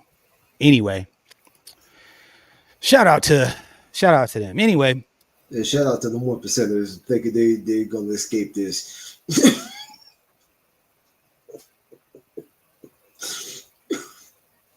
not a chance. Not a chance.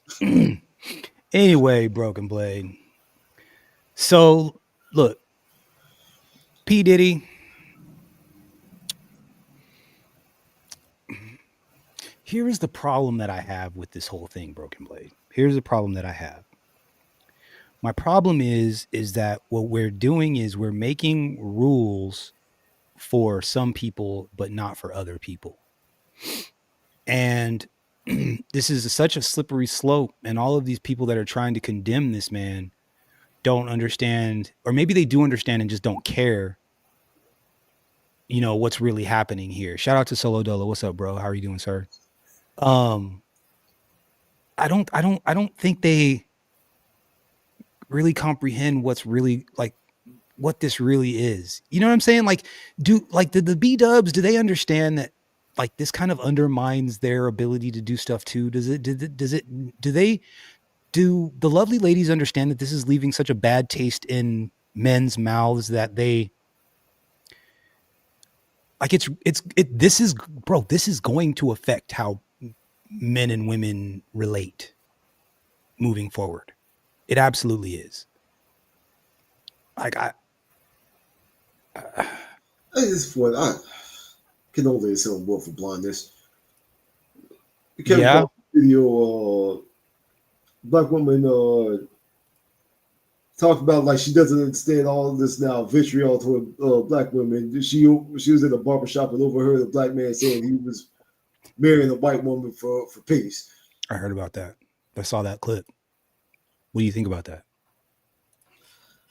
I thought it funny, even like he has a better shot. It's not guaranteed. As a story you just told, There's another brother that's dating the white girl that's giving him all sorts of grief. But sadly, I do believe that he has a higher chance for peace.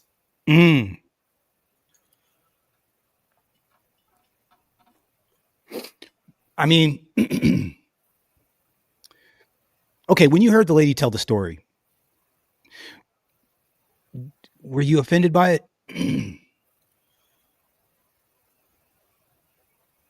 Not really. I was more annoyed with her not understanding.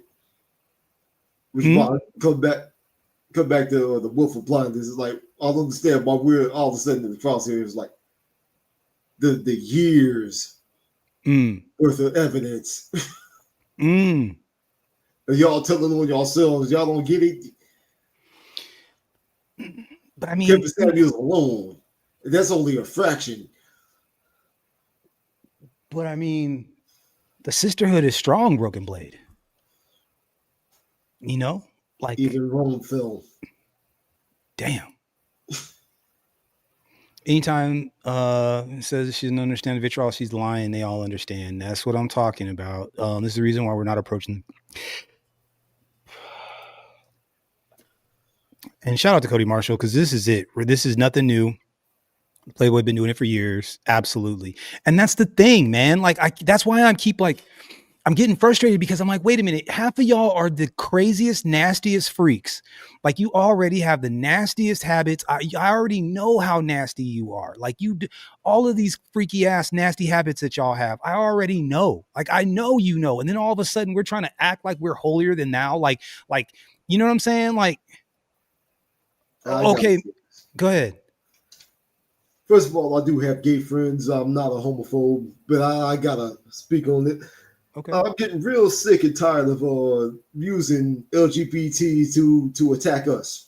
Like, since when did gays become the moral standard in this country? Mr. Holden, sir, you live in San Francisco, yes? Isn't there a law in the books that prohibits the sale of hamsters and gerbils in pet stores? Yo, that's a real thing. Yeah, that's a real thing. Yeah, that's a real thing. I think we all know why. Yeah, that gerbil thing is real. That was a real thing. I thought that was bullshit. No, that's real. That's a real thing. That's a real thing. These are some freaky ass freaks out here, for real. Yeah, these white boys out here they're on a different level. Them, you know who else is hella freaky? Look, I'm sorry, I apologize, but look, like the Filipinos, the Filipino boys that do they, you know, because I think they're normally bottoms. I think they're normally like the femmes. I think that's what they are called. And yeah, they be doing the wild stuff too. Yeah. Introducing a varmint to your nether parts is crazy. But okay, sorry. Go ahead, Broken Blade. Yeah, no disrespect to the ones that aren't on that crazy nonsense, but yeah, y'all got dirt on your hands too. You know what I'm saying? Like, stop being so fast to attack another group when it's easy to dig up dirt on your demographic as well. Throwing rocks and live in a glass house. Okay. All right. Goodbye, Reese. I'll see you later. You go meet Jesus. You really want this on video? I'll pull it. I'm mad enough to pull it. Okay. All right. Goodbye, Reese. I'll see you later. You go meet Jesus. You really want this on video? I'll pull it. I'm mad enough to pull it. He said he's man enough to pull it. And he said, you're going to go meet Jesus. With his dick flopping out, apparently. I don't even think he notices, Broken Blade. I don't think he notices. Now, I'll tell you what. You got the nerves of steel to be standing there in front of the mouth of that shotgun and asking him if he really wants to do it on camera is crazy work. That's just nuts. That is insane. You really want this on video? I'll pull it. I'm man enough to pull it. Okay. All right. Goodbye, Breeze. I'll see you. You go meet Jesus. He said goodbye. You gonna go meet Jesus.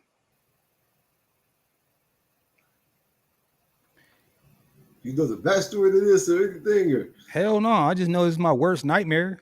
Yeah. For real. Allegedly he shot his own wife.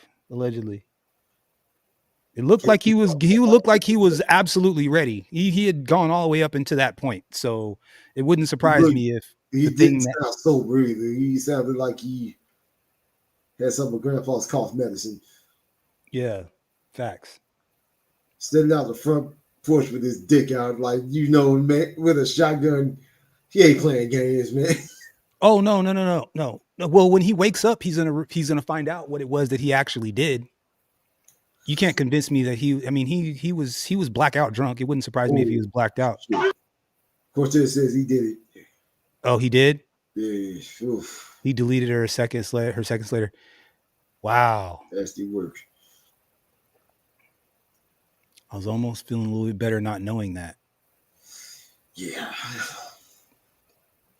Damn, I'm sorry. My condolences, man, to that lady's that was her last moments alive that we just witnessed. Yeah. That's a cold game, bro. See, man, that's why I don't be drinking that much anymore either.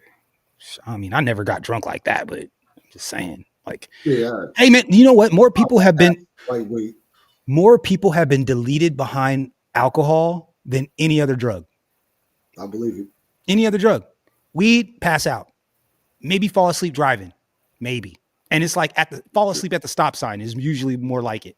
Or like fall asleep at the red light when you smoke weed. That's normally what you get. You know what I'm saying?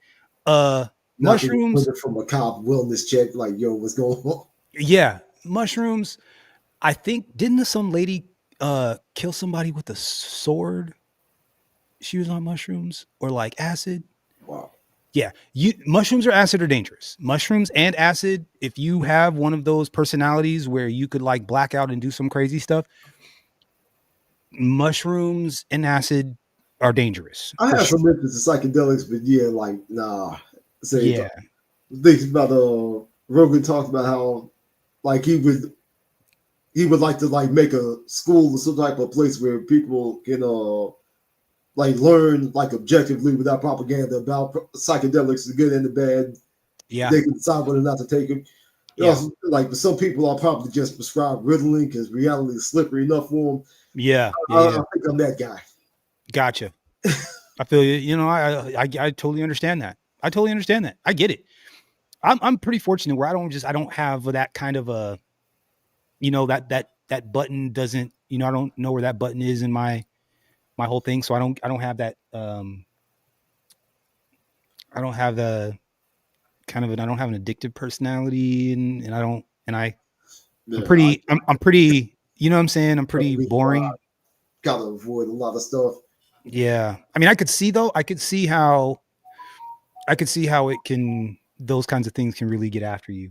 Here, let's see what Broken Blade. I might stop this broadcast and because there's some other stuff I want to talk about, but I kind of wanted to show this situation, or I posted this situation just because it just, when it's us and then it's them, it just never looks the same. The cops never have the same kind of animosity or vigor when they're dealing with us. You know, it always seems like when it's dealing with them, it always seems like it's like the bad news bears. You know, like people falling all over each other and they're not really throwing any punches and they're hanging over each other and hair's pulling. Girls are getting after it, but like the guys just, you know, everybody gets handled with kid gloves. So stuff gets strewn all over the place. Whereas like when it's us, it's like they pull out the pew-pews and the thing, all the toys that they like to test on us. They bring those out right away, but they never do that when it's this.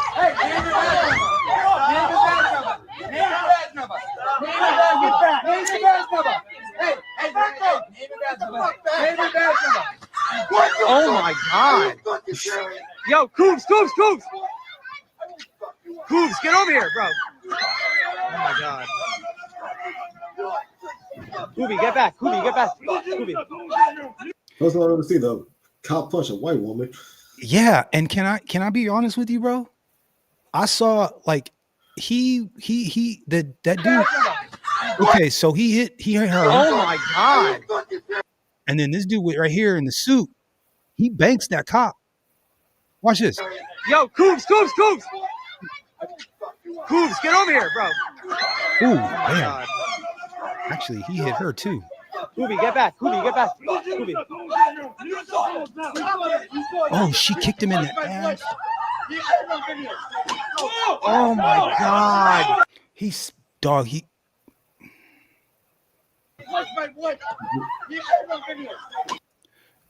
body slammed that broad. He pushed her.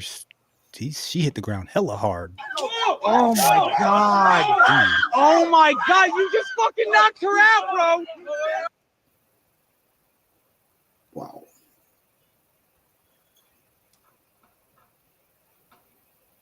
Shout out to Simeon. You know what he said? Yes, he laid this broad all the way out. You just fucking knocked her out, bro. You just knocked her out.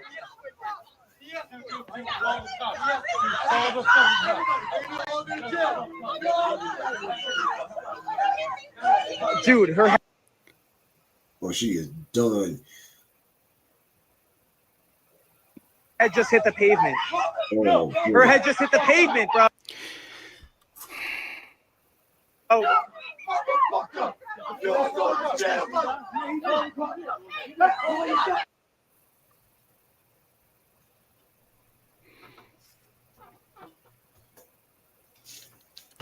Should be hitting different when they all look like that, huh? I'm just saying, man. I'm just saying. Because like, yeah, for real. The moment the dude switched the races, it was, like, man, the previous moment, like, first of all, that shot would not have been to her shoulder, but it was straight to the face. Bro, retaliated. Go dark. It would be a whole different. It would be a whole different situation, bro. It's a cold look. I mean, like, look at how everybody's just standing around still.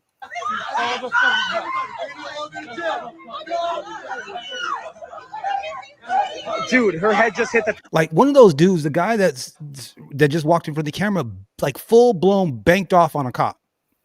Like full blown banked off on a cop, knocked him to the ground, punched him, and he's still walking around. Pavement. Her head just hit the pavement, bro.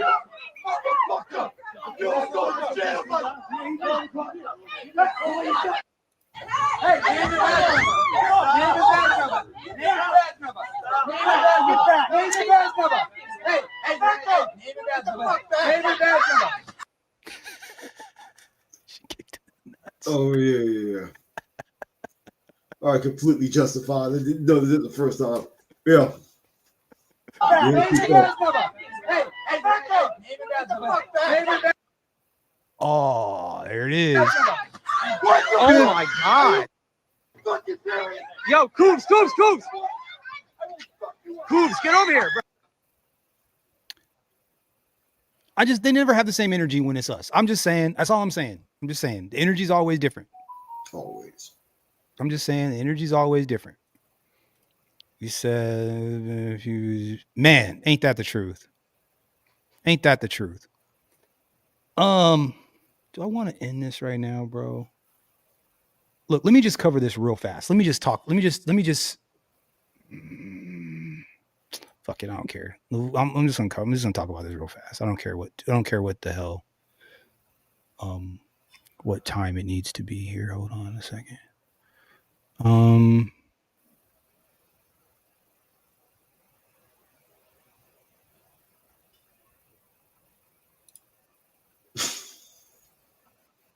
What's that? Absolutely, Cortez. Indeed. What do you say? Look at those thugs. Right? They are so dangerous. They are so dangerous. We can't even be around those kinds of people. I don't even understand how they're walking around society for real. All right. Real quick. What percentage of mugshots shown on television are black men? While it's impossible to provide an exact percentage of mugshots of black men shown on television news, research suggests that they are overrepresented compared to their arrest rates and overall population. Here's a breakdown of the findings. Overrepresentation in the media. Studies have shown that black individuals are disproportionately depicted as perpetrators of violent crime in news coverage compared to the arrest rates. One study examining local Chicago TV news from 1993-94 found that the stories about black individuals were 4 times more likely to include mugshots than stories about white individuals accused of crimes. A report by the Equal Justice Initiative found that the mugshots were used in the coverage of 45% of the cases involving black people accused of crimes, compared to, and wait for it, only 8% of cases involving white defendants. And I'm going to show you some anecdotal evidence as to why this is also true, by the way.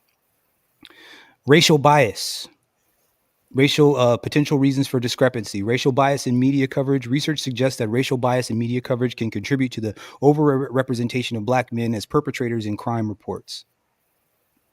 Sensationalism and narrative construction. That's interesting. The media may focus on certain types of crimes, particularly those that are violent or sensational, which can lead to a skewed perception of crime and its perpetrators. That sounds interesting. Implicit bias. Implicit biases, which are unconscious attitudes or stereotypes, can affect how journalists frame their stories and choose which images to include. I don't know how much of it is actually implicit, but whatever. Consequences of overrepresentation. Reinforcement of stereotypes. The disproportionate representation of black men as criminals and can reinforce negative stereotypes and contribute to a biased public perception. Impact on public perception. Constant exposure to these images can strengthen the cognitive association between black people and criminality, potentially leading to discriminatory attitudes and behaviors. I think that falls in the category of what is it? Black fatigue? Is that the code word of the day? Yeah. Erosion of trust in media. The overrepresentation of black individuals as perpetrators can contribute to a lack of trust in the news media among black Americans, who may perceive the coverage as biased or unfair. Now, these are just some preliminary. I just wanted to ask, ask Google what Google thought. You know what I'm saying? And I came across this document right here. I'm going to talk about it real fast. It is from the Equal Justice Initiative that they just spoke of. We're going to talk about it right here. And we're going to move all the way up. Report documents racial bias and coverage of crime by media. This is relatively current. This is 2021.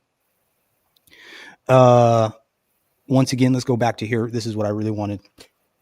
Mugshots were used. 45% of cases involving black people accused of crimes, compared to only 8% of whites. White victims were nearly 4 times more likely to be presented with photos with friends and family than black people victimized by crime.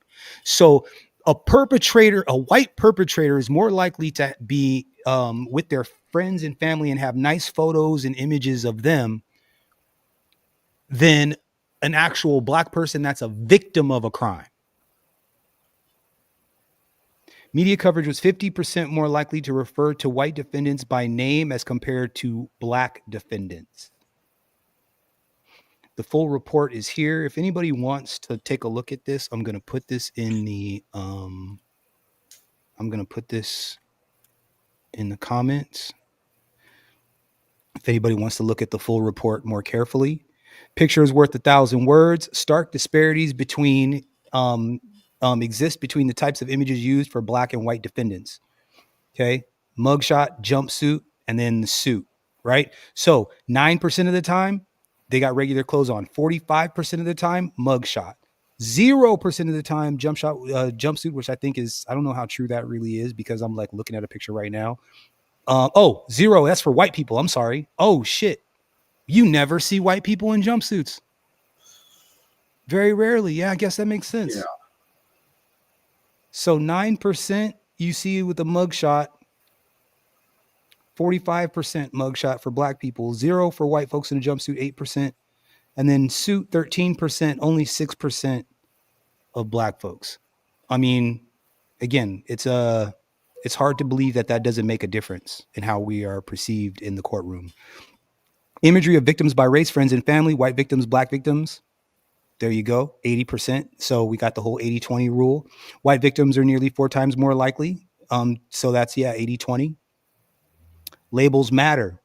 Now here's what I thought was pretty darn interesting, because I like to use, because we use word clouds all the time. I'm constantly making word clouds. And it's interesting to see how these happen. Now, I don't know if you know this or not, Broken Blade, but what I do is for my word clouds, what I'll do is I'll take an article about us or something that I've written or something I've talked about, and then I actually plug that into the word cloud. So these word clouds that we're looking at, like, let me see this right here. Like the word cloud that we're looking at is, I make them new every single time.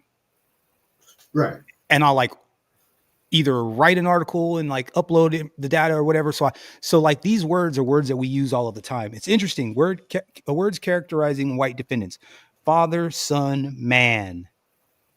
Words characterizing black defendants: arrested, accused, murderer, guilty, robbery. Guilty pops up pretty high here. Armed. So basically, however large the word is, shows you like how often it's being used, is basically the thing. Shout out to Upwards, man. What's up, man? Thank you so much for the super sticker, bro. Truly, truly appreciate you, bro. Really, really. Oh, where'd you go? There you go. Truly, thank you, bro. Really do. Let me see. Where am I? What you call it's at? Here we go. Oops. Shout out to you, bro.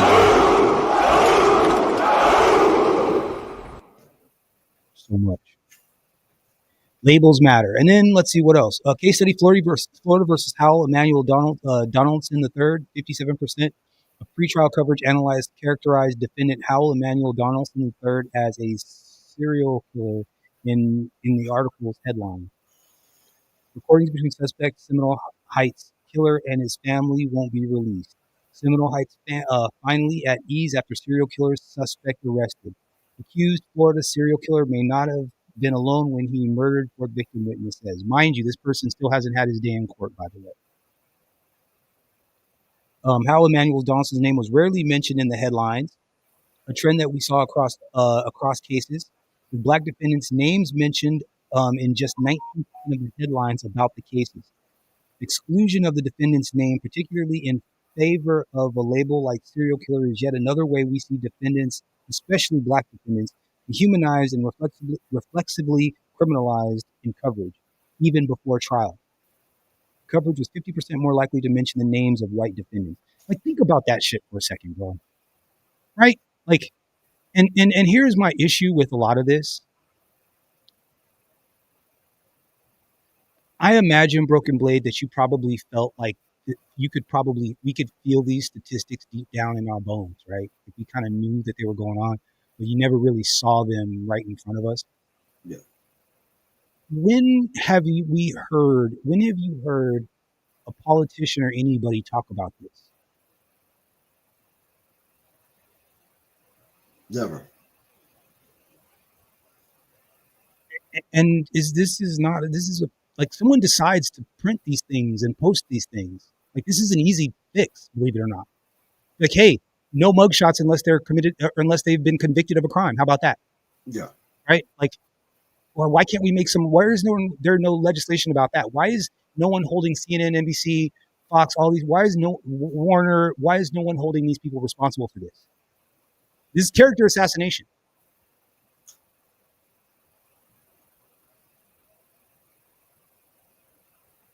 Either naivety from the masses, or what I'm on, it's just done by design. I'm going to agree with you 110% that it is, but by design. Inflammatory language used to extend to black victims as well. The term aggressive was used 13 times across 257 articles analyzed. While not abundant, 8 of the 13 instances were used to describe a black victim in the context that their behavior was a precursor to being the victim of the crime in question. You know, because it was your fault. Yeah. It's all Jermaine's fault. Barnhill said that the Arbery's mental health records and prior convictions help explain his apparent aggressive nature and his possible thought pattern to attack an unarmed man. Van Rip said that man. An armed man. I'm sorry. Yes, an armed man. Yeah, yeah.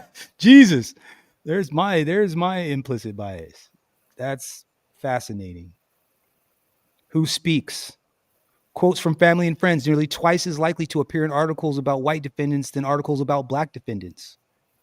Carmelo Anthony. Mm-hmm. Black defendants more likely to have judges or lawyers weigh in instead, which presents readers with a less humanizing account of black defendants.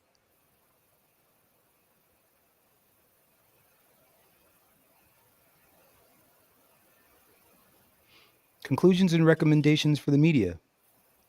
Forgo images that drive perceptions of guilt. Images used to describe black victims are inflammatory and are most often than not damaging and create presumption of guilt. Coverage should avoid images and play into black criminality and drive perceptions of guilt at the expense of the presumption of innocence. Avoid labels that carry negative connotation and use more neutral language. Ensure parity in how white and black victims are covered. They won't get the ratings up if they use neutral language, don't you see? Broken Blade, are you saying that these networks are trading ratings for a moral cause, their morality, your civil liberties? Absolutely. Damn. I just thought that was interesting. I'm going to keep hammering this point because people keep pretending like they don't understand what the hell is going on. So I'm going to keep hammering this. I'm going to touch it almost every single day because, quite frankly, I'm really tired of it. And we got to start like punking these politicians, bro. Like this is, it's character assassination. We're letting these people assassinate our character before people. This is why everyone thinks what they think about us. Right? Like this is why white folks that have no black friends, that don't know any black people, that aren't even around any black people, make all these assumptions about our behavior because of this kind of stuff, right? The reason why that kid could walk up to I Show Speed or whatever and ask him if black people should be allowed to go into the self-checkout. You know what? Broken Blade? I reminded myself of something. Just now. Reminded myself of something.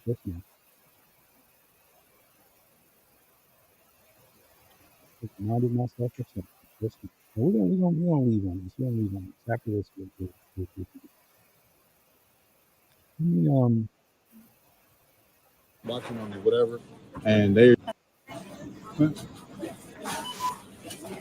Ask you a question. Yeah. Is there any meat in that bag? No. Did you open it for me? It's not as is because we're not supposed to let bags back there. So my manager was watching on it, whatever, and they think there's some meat in there. And I was going. No, I think it's because you seen me pick it up and then you didn't see it in my buggy, but you can watch on the camera that I put But I'm no. Can you open the bag? No. Well, you're not supposed to have bags in there. I can ask you to open it. You can't just flash it open. I'm asking. I'm trying to be respectful. I'm not making a scene. It's just me and you right here. Yeah, I understand that, but I seen you back there. If you're telling me no, that's because there's meat in there. There's no reason to say no. If there's no meat in there, I'm a security guard. It's my job. People comply with me all day. Okay. Listen, I came to you correctly. I just said, can you put it below? And then that was the end of it. My manager told me to ask you, make sure there's no meat in there, man. I'm not trying to make a scene or nothing. They probably seen you on the camera. I don't know, man. I don't know. I'm not accusing you of nothing. Standing back there. I know. I was walking, man. I'm walking. I wasn't watching you particularly. I was just walking. They said, hey, there's a bag in the cart or aisle, whatever. I went and I asked you to below it. And I came right here. And you said, yeah, we're all cool. And I came right here. And I said, hey, check the bag. They told me to check the bag. That's what I have to do. I'm so sorry. If I just give you the meat, can I leave? Yeah, I'm not gonna. Look, it's okay. I'm not gonna take you to jail, nothing like that. It's just.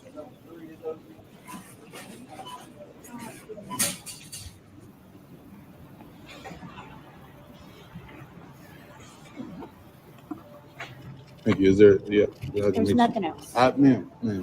I know, ma'am. But you told me there's nothing to begin with. There's nothing else. Just Can you move my your? stuff. All right, That's ma'am. all. Can you move your? Can Yes. you move? Oh, there's some shoe. I see it, ma'am. What? The beans, the can of beans. This is not. That's my Ma'am, tomatoes. it's Kroger tomatoes, man. There's more meat. Okay, now you're lying to me. And no. I'm gonna get.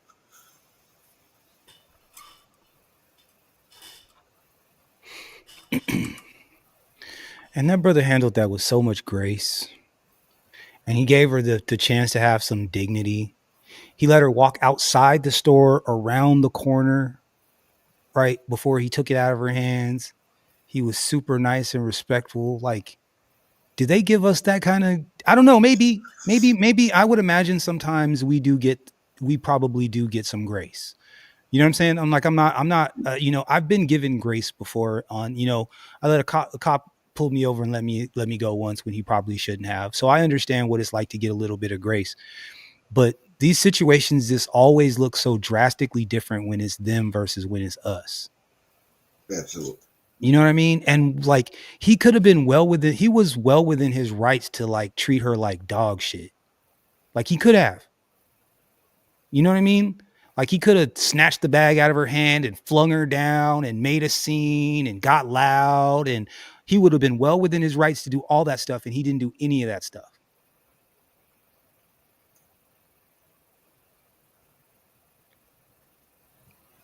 You know, like I don't know. How much of this stuff can we look and see the difference all the time, and for us to just kind of just continue to just sit back and pretend like it's not what it is. I guess that's where I'm at with it. You know what I'm saying? Like I have a hard time just pretending like I can't see or that I don't know what's really going on. Me pick it up, and then you didn't see it in my buggy, but you can watch on the camera that I But I'm no. Can you open the bag? No. Well, you're not supposed to have bags in there. I can ask you to open it. You can't just flash it open. I'm asking. I'm trying to be respectful. I'm not making a scene. It's just me and you right here. Yeah, I understand that, but I seen you back there. If you're telling me no, that's because there's meat in there. There's no reason to say no. If there's no meat in there, I'm a security guard. It's my job. People comply with me all day. Okay. Listen, I came to you correctly. I just said, can you put it below? And then that was the end of it. My manager told me to ask you to make sure there's no meat in there, man. I'm not trying to make a scene or nothing. They probably see me on the camera. I don't know, man. I don't know. I'm not accusing you. You were standing back there. I know. I was walking, man. I'm walking. I wasn't watching you particularly. I was just walking. They said, hey, there's a bag in the cart on aisle, whatever. I went and I asked you to below it. And I came right here. You say, yeah, we're all cool. And I came right here. And I said, hey, check the bag. They told me to check the bag. That's what I have to do. I'm so sorry. If I just give you the meat, can I leave?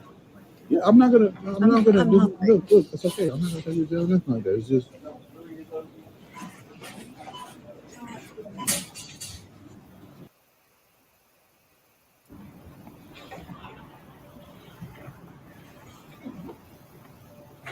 Thank you. Is there? Yeah. There's nothing else.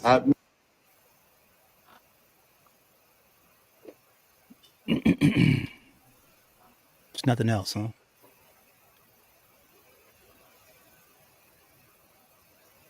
There's nothing else. So even when she's caught, she's still lying.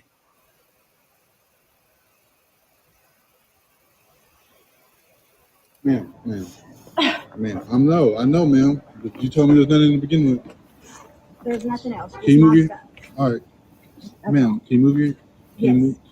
Oh, there's some shoe. I see it, ma'am. What? The beans, the can of beans. This is not. That's my Ma'am, tomatoes. it's Kroger tomatoes, man. There's more meat. Okay, now you're lying to me. And no. I'm gonna get. Did I hear her say back off at the end? Lying to me and no. Or did she say that's all? She might have said back off or that's all. I'm not sure. Anyways, it's getting harder for them to hide the difference between the behavior, bro. It's getting harder for them. It's harder to, it's because we have enough data now. We have enough information. You know what I'm saying? Like we got enough video to be like, oh, so that's how y'all operate. Why don't y'all talk to us like that? Here's a question. Here's the real question. You ready for this? Do you think that brother would talk to another black person the same way?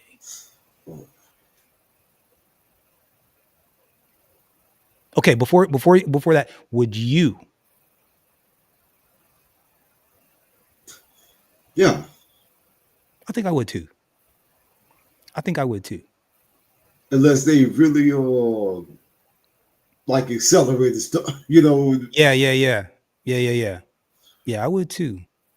Cody Marshall, he said absolutely not. You don't think he would do this, be the same way with the black person? Damn. Solodolo says slim chance. We need to show each other more grace. I would like to be like, I'd be like, hey bro, let me holler at you real quick. I'm like, look, dog. Next time you got to be more slick. They saw you, player.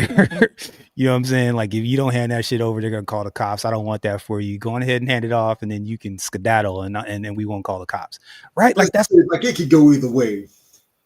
I would at least try. I think. Yeah.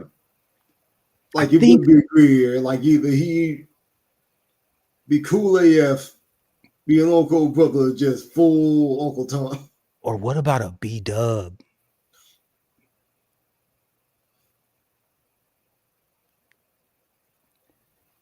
I mean, do you think you'd be able to you think you'd be able to talk some sense into her if she was really stealing, or do you think she would like escalate? You know what I'm saying? Like shout you down? She would escalate. Damn. She probably would, huh? Broken Blade. Just think, right? Like if you were to put a B-dub in that situation, like she would probably not respond the same way. Probably wouldn't be embarrassed, probably wouldn't be guilty. She would probably like flash. If I had to guess. Tasers would come out. Damn. Solo Dolo said it. She'd escalate 9 times out of 10. Damn, I think you're right. But a brother, if you like walk up on him and be like, hey man, look. Like, they saw you, bro. They got you on camera. You know what I'm saying? There's nothing I can do about it. It's like, this is your last chance before they call the cops. They told me to snatch the shit and call the popo anyway. I'm just saying, if you just hand it over and bounce, I'll just say that you just fucking gave it and you bolted. You know what I'm saying? Like I'd make some sort of an excuse up. Oh, damn it. What sucks about that also, man, depending on the brother, like, gets up like, oh shit, all right. They fold. You're the one that, since you tried to be human with it, like, trying to get you in on, like, bro, I'm not effing up my job on account of you. That's another thing. That's another part, because they probably would make you lose your job if you were to whatever. Like, shout out to all those people that say black people don't have any culture. shout out to all the tethers that say we don't have any culture. Shout out to them. But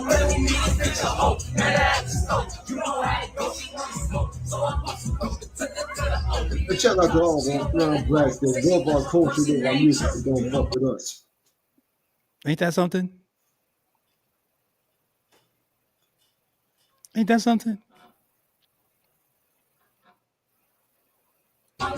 We can go to first, I bust the you. Pull up to a spot. She live better, pockets getting dark. My rock on my lap. I'm just thinking smart, so she was down. She's switching the shit. She got 2 minutes if she. She's cute though. Same. Yeah, back after she gon' need a she like a phone. So I picked it up. This whole store is phone. Now it's called 3 up for mom. Other 6 say turn the house up. And I see a truck. It's just pulling up something up. A big goofy nigga, he trying to look tough. At least he. Well, I don't know about her. Hold on. And I see a truck. It's just pulling up something up. A big goofy nigga, I mean, they self-edited. Most of them self-edited the N-word. I can't be mad at it. I appreciate that. That just goes to show you that people know it's wrong. They know it's wrong. They know it's wrong.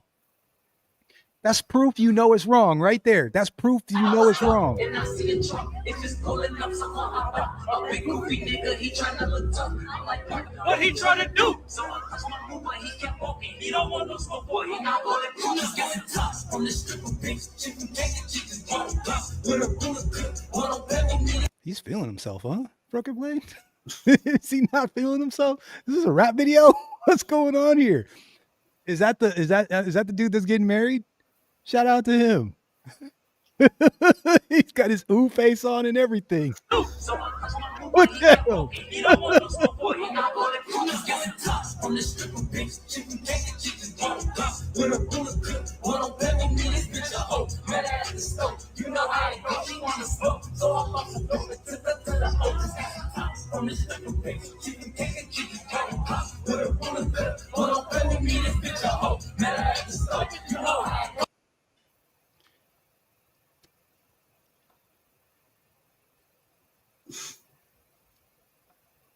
But they don't mess with us though.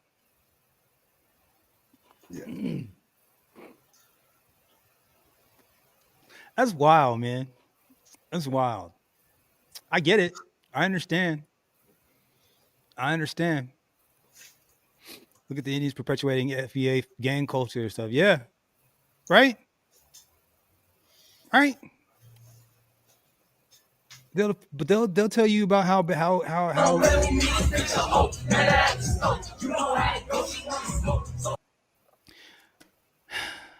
seeing a bunch of Punjabi dancing to King Von is crazy. And it is King Von, by the way, so he's no longer with us. Our tax dollars at work here. Just thought I would put that out there. Is our tax dollars at work?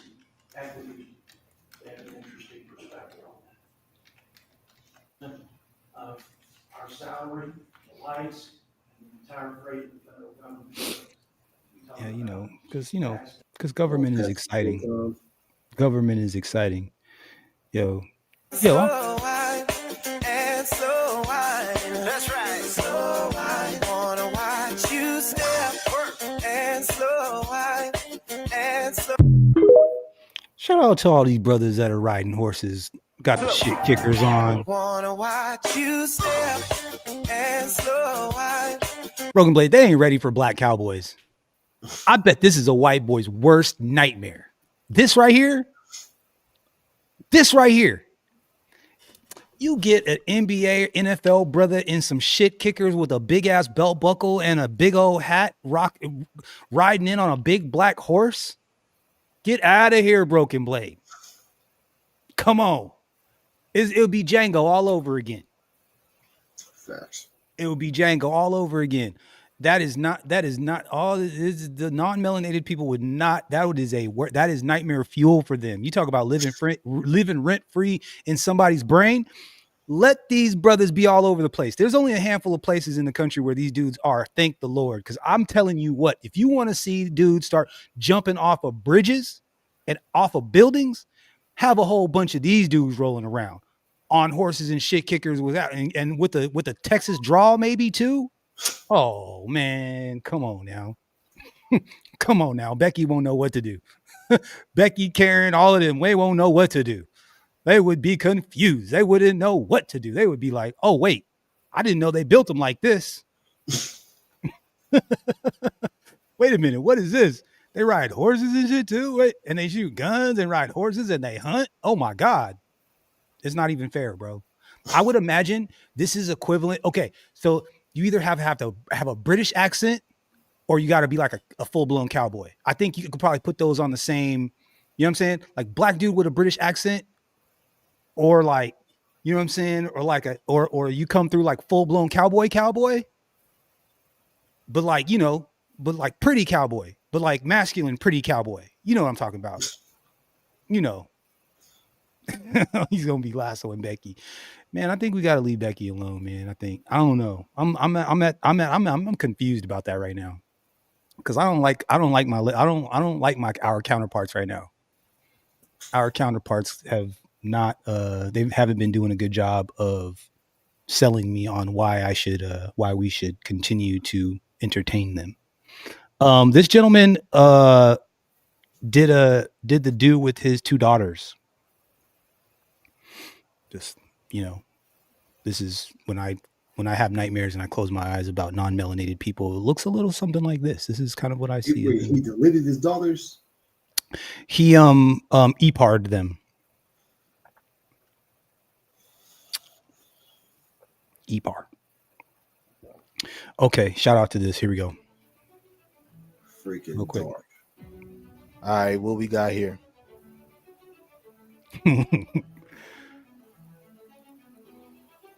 Oh yeah, I'm gonna go ahead and say it. Lil bro is helping us beat the allegations. He is swimming for the culture right now. Lil Michael Phelps caught him. It's all right though, man. You did amazing. Oh, it's not over.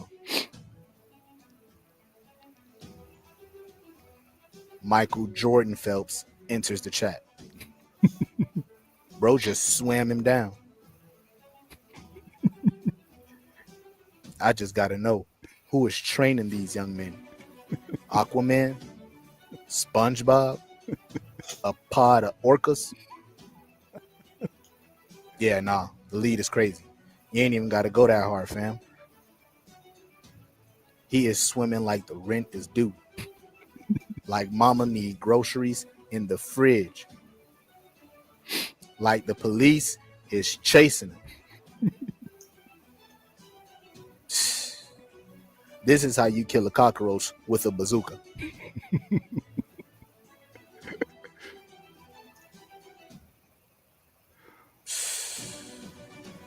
That's crazy. Good job, young men. If my money and white boys talking cash shit, you ain't nothing than me, you know it. I mean, you know, when we want to play sports, you know, oh, I gotta love this. Okay, so Broken Blade. I want to know, could you picture a sport where you mix soccer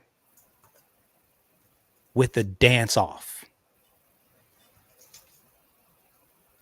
I want you to think about what that might look like in your head. Think about what that looked like in your head. Just wait to see my people, real Creoles from the deepest, darkest of Louisiana, then Bayou Break.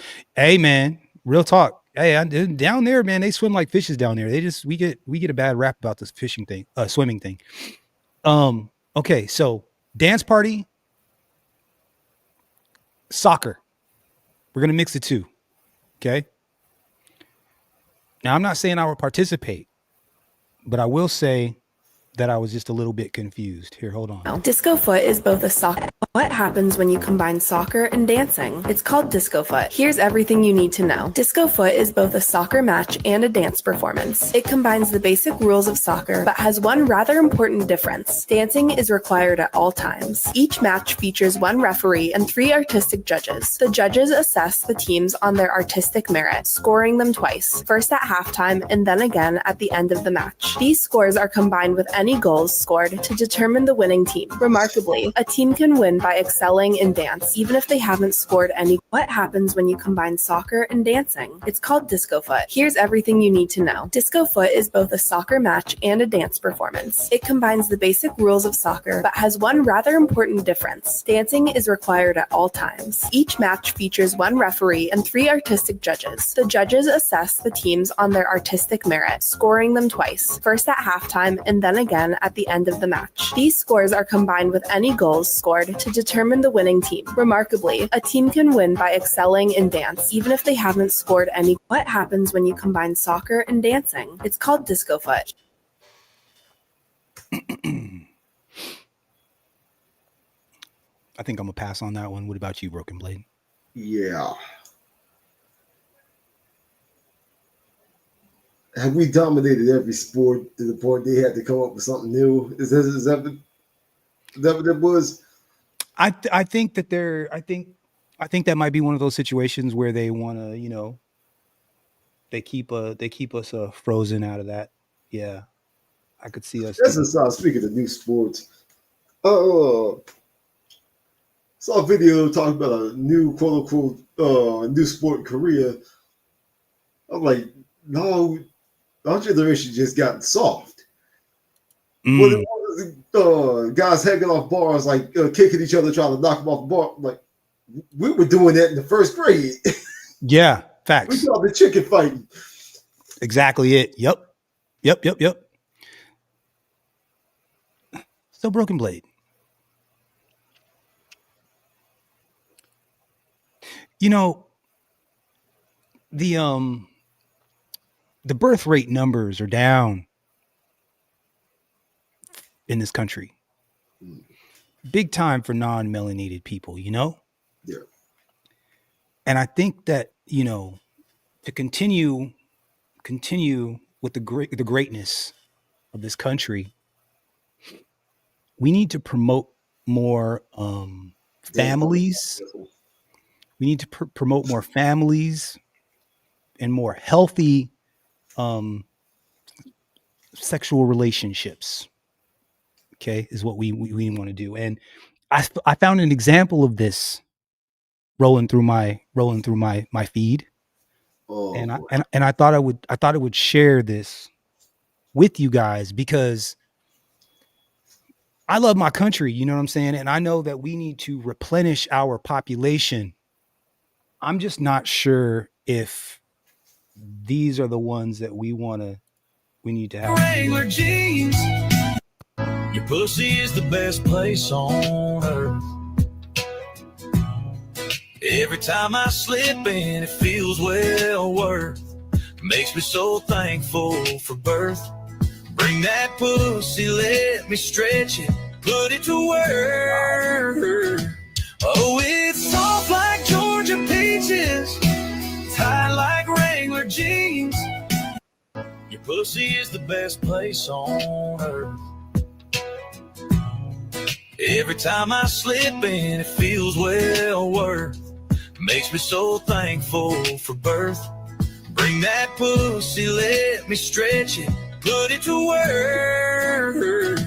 Oh, it's soft like Georgia peaches, tight like Wrangler jeans.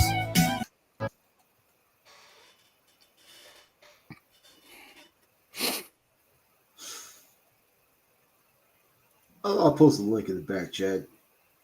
What immediately came to mind. Oh, what movie was this? I forgot about this. What is it? Rocky Horror Picture Show. Oh, yeah. Hold on. Let me see. Hold on. Let me just get this one fade. Let me see. Hold on a second. Let me get this real fast. Hold on.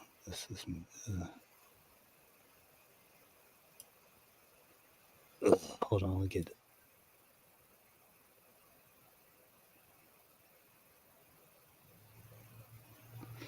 I need somebody to give me your best, my precious.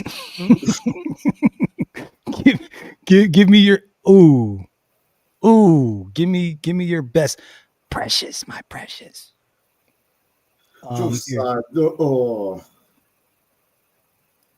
They do like probably the Appalachian area, and then breeding is a thing. 100%. I'm a little bit amazed that you picked that up, got that so quickly, Broken Blade. I just basically saw it in my head like, yeah, no, I get it. No, it's all good. That's funny. You right on the money, bro. You right on the money. You right on the money. I think that is what was happening there. I think that there's they were probably cousins. I think. I think it's probably there's probably this probably these probably aren't the most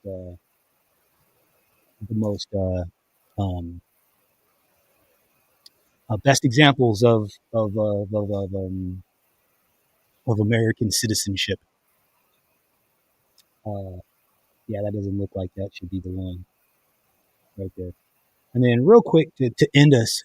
Congolese person. I'm not one of you straight American black. Yeah, give it to me, bro. Yeah, you mean your fucking food stamp? I'm a Congolese person. I'm not one of you street American black hobo. Okay, This is a real thing. They really do this out here. They really act and behave like this, and then they come to America and try to act like we're all buddy. Where are all the Africans at? Where, no offense, no hate, just I'm asking a real question. Sorry, I'm passionate, but where are the African people slaying this guy? It's like, where are the Africans? Where are all the melanated people who want to be down with the culture but can't check their own people? Where are you guys? You think that's acceptable? You think that's valid? Why is he not canceled in our culture? Why? Why do you think that it's acceptable for you guys to let that shit rock? And I see in the comments, some of you guys are actually cheering him on. Why? They are not like us. Now, for all the Europeans who are watching this particular situation, when you look at black people, know the difference between a black American and an African. You don't confuse the Chinese with the Japanese. Please don't confuse us with them. They are not like us. Just because all skin folk ain't kinfolk. Yeah, give it to me, bro. Yeah, you mean your fucking food stamp? I'm a Congolese person. I'm not one of you street American black hobo bitches. Okay, don't. Interesting. Hey, Cortez, I'm so sorry that I missed it, bro. First of all, let me go back because y'all are killing in the comments. Hold on. I gotta read these. This is up here. We're gonna mute it, but I gotta read these because this shit's funny. He said, Cortez Upward Man says, wait, Lord of the Rings actress. Wait, somebody got an extra chromosome. She looks down with syndrome. I'm gonna get in trouble for this one. Hold on. Wait a second. Middle Earth. Middle Earth ugly is funny, dog. Let's see. Too many men dating down.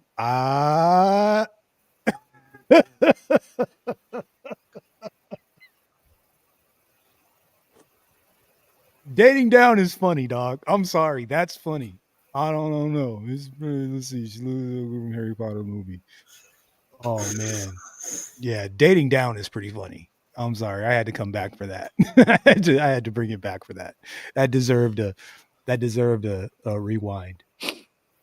Oh man, this is how you make high IQ babies. Yeah. Anyway, ooh. Oh yeah, let's talk about it. Look what this bitch did to my car. Look what she did to my car, man. Look what this bitch did to my car. I can't stand this bitch. Look what she did to my car. Look at this bitch did to my car. I can't stand this hoe. I can't stand this bitch. Look what she did to my car, man. Look what this bitch did to my car. I can't stand this bitch. Look what she did to my car.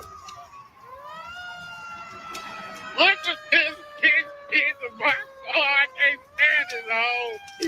I can't stand this bitch. Look what she did to my car, man. They said it in one of the comments. It was like I could hear the pain in his voice. You can hear that crack. You hear the pain in his voice. And did you see this clip, Broken Blade, with Denzel Washington? No.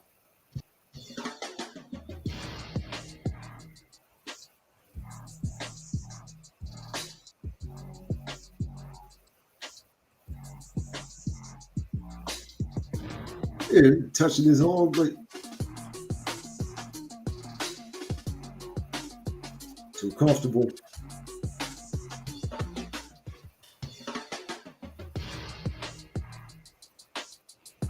Yo. Shout out to Denzel. And this ain't the first time, bro. He doesn't like to be touched like that. Like, don't touch Denzel in public, for real. This guy thinks it's funny.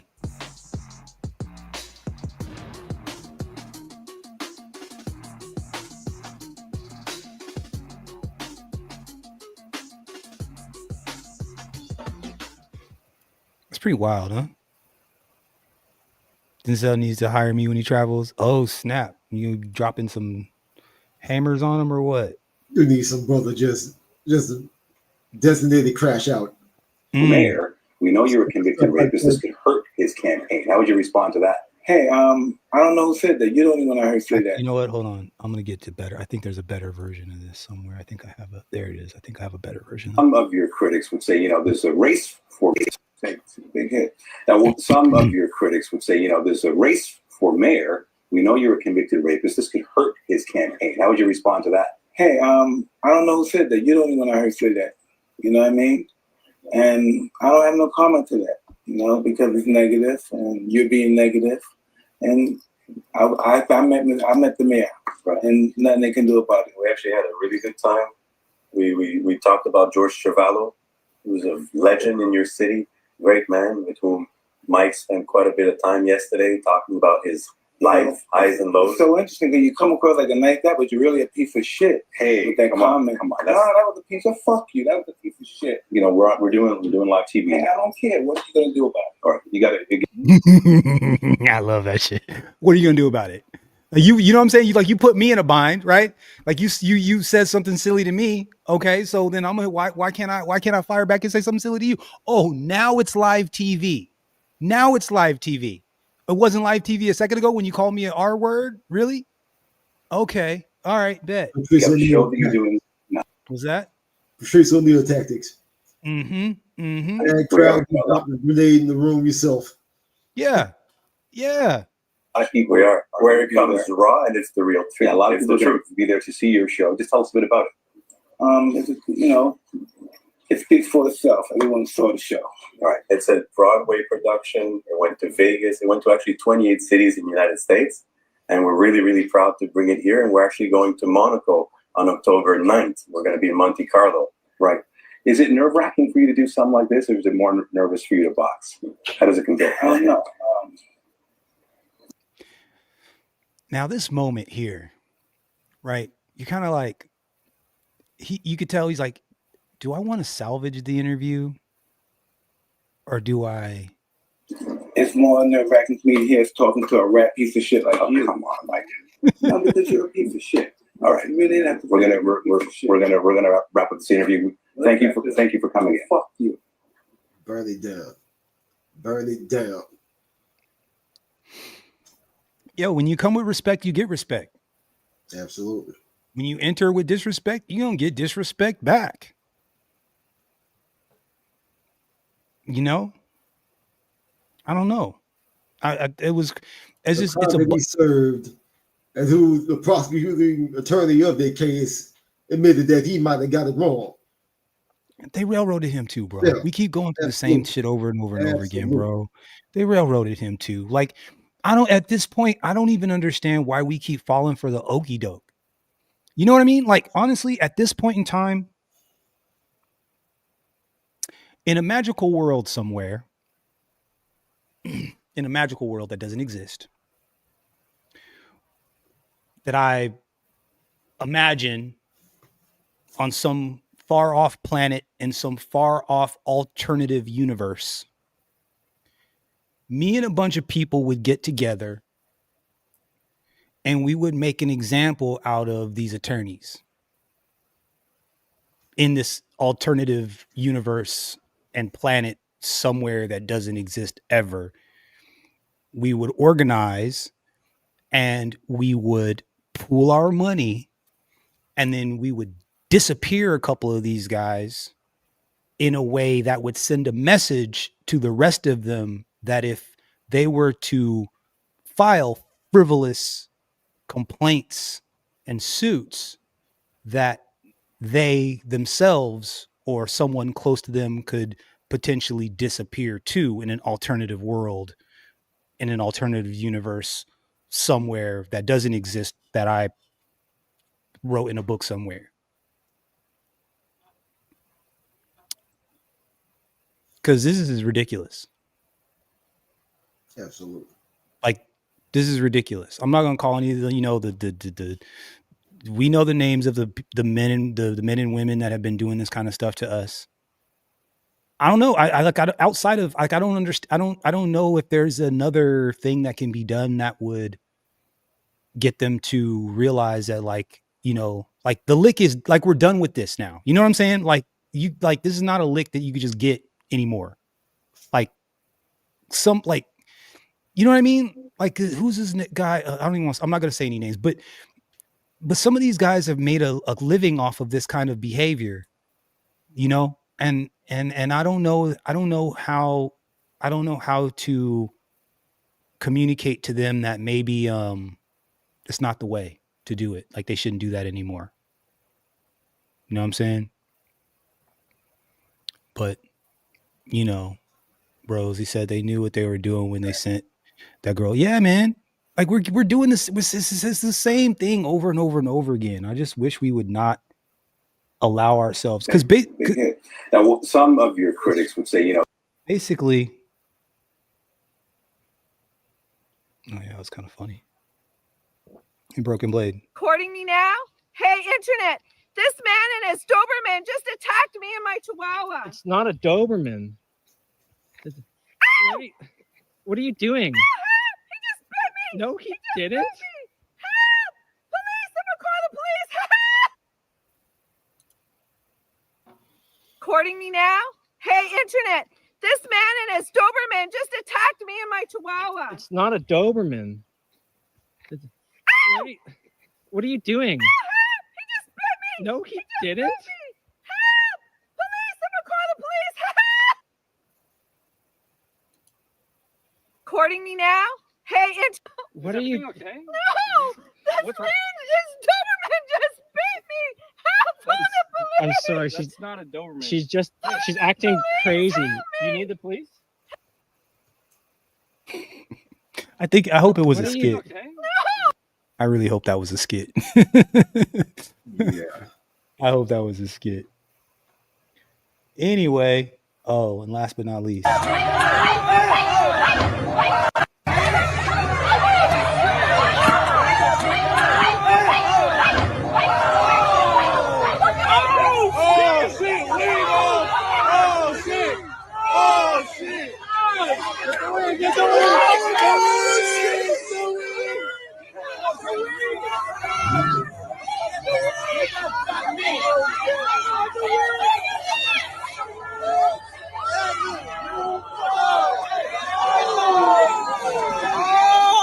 Look over here!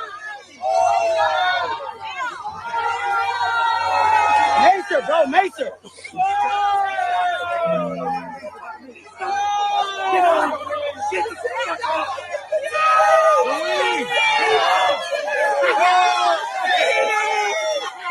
You can't run! Get on the city!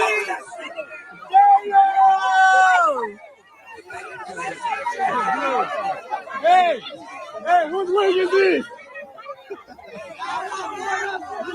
That's Jordan. Whose wing is this? Broken Blade. Are they getting a little more vicious, bro? Are they like getting a little bit? Cause check this out. Wait, where'd it go? Where is it? I got another clip that I wanted to show you, and I'm like, wait a second. Where is it? There was another clip I had that was pretty gangster. Where'd it go? Oh yeah, here it is.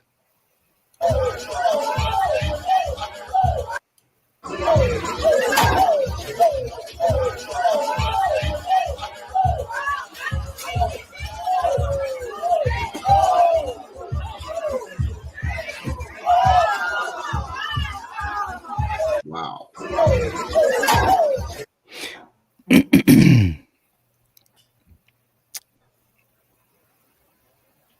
Anyway, I just, I don't know.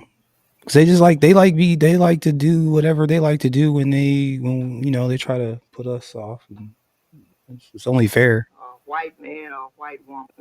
We're gonna end on this. When I see a white person, a white man or white woman, the first thing I'll start thinking, what do that white person want from me?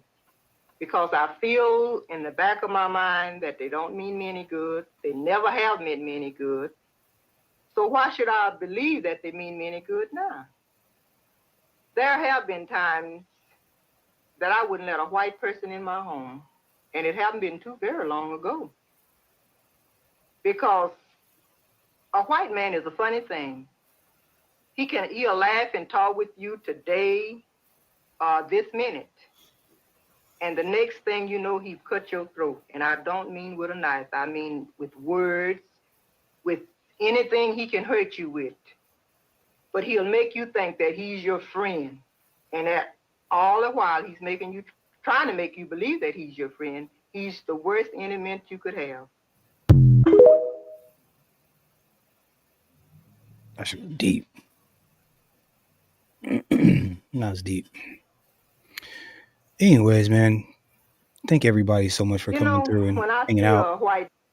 Broken Blade, we touched a lot today. I know we kind of focused on Diddy and Tory Lanez and their legal woes. We ventured off into some other stuff, but what would you like to leave the gentleman with?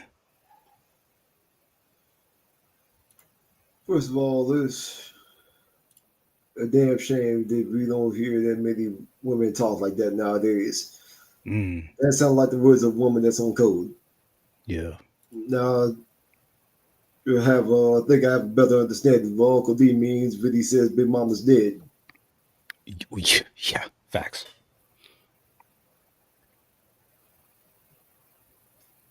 Well,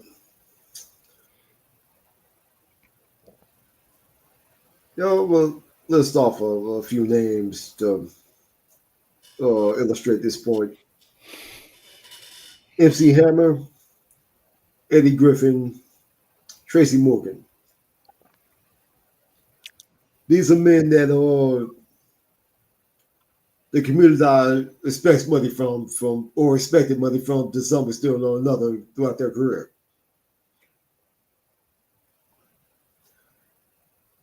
We have Diddy, Cosby, Shannon Sharp, Tory Lanez, Prince, and Michael Jackson. These were men that the system expected money from.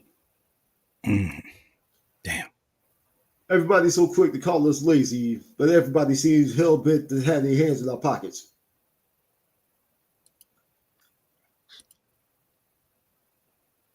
We're people that have been told for forever, pull ourselves up by our own bootstraps, but whatever we do, we seem to get punished for it.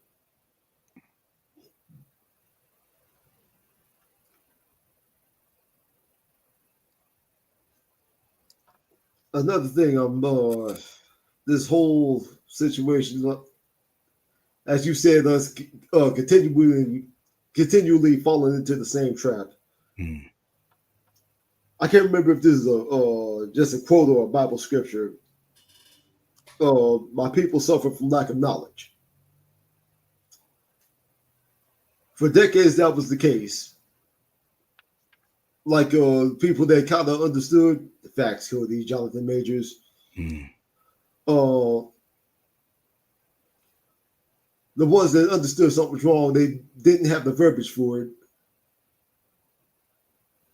And ended up passing with their knowledge of how the system worked, and the others just emotional, trusting the system, believing in good faith.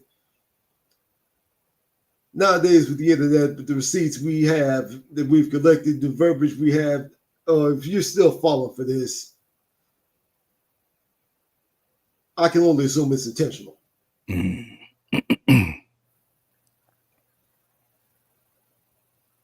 I'm planning on making a video about this soon if I can find the time, but now, like, I've been thinking about it for a while, like what specifically is we say somebody's on code, someone's off code, like what specifically is code? Nowadays, I think I'm down to 2 rules specifically. Never attack another black man who has not attacked you, who has not attacked you personally. And Shun knows any that are fast to attack black men. Sadly, those two rules alone will shrink our space quite a bit. Big time.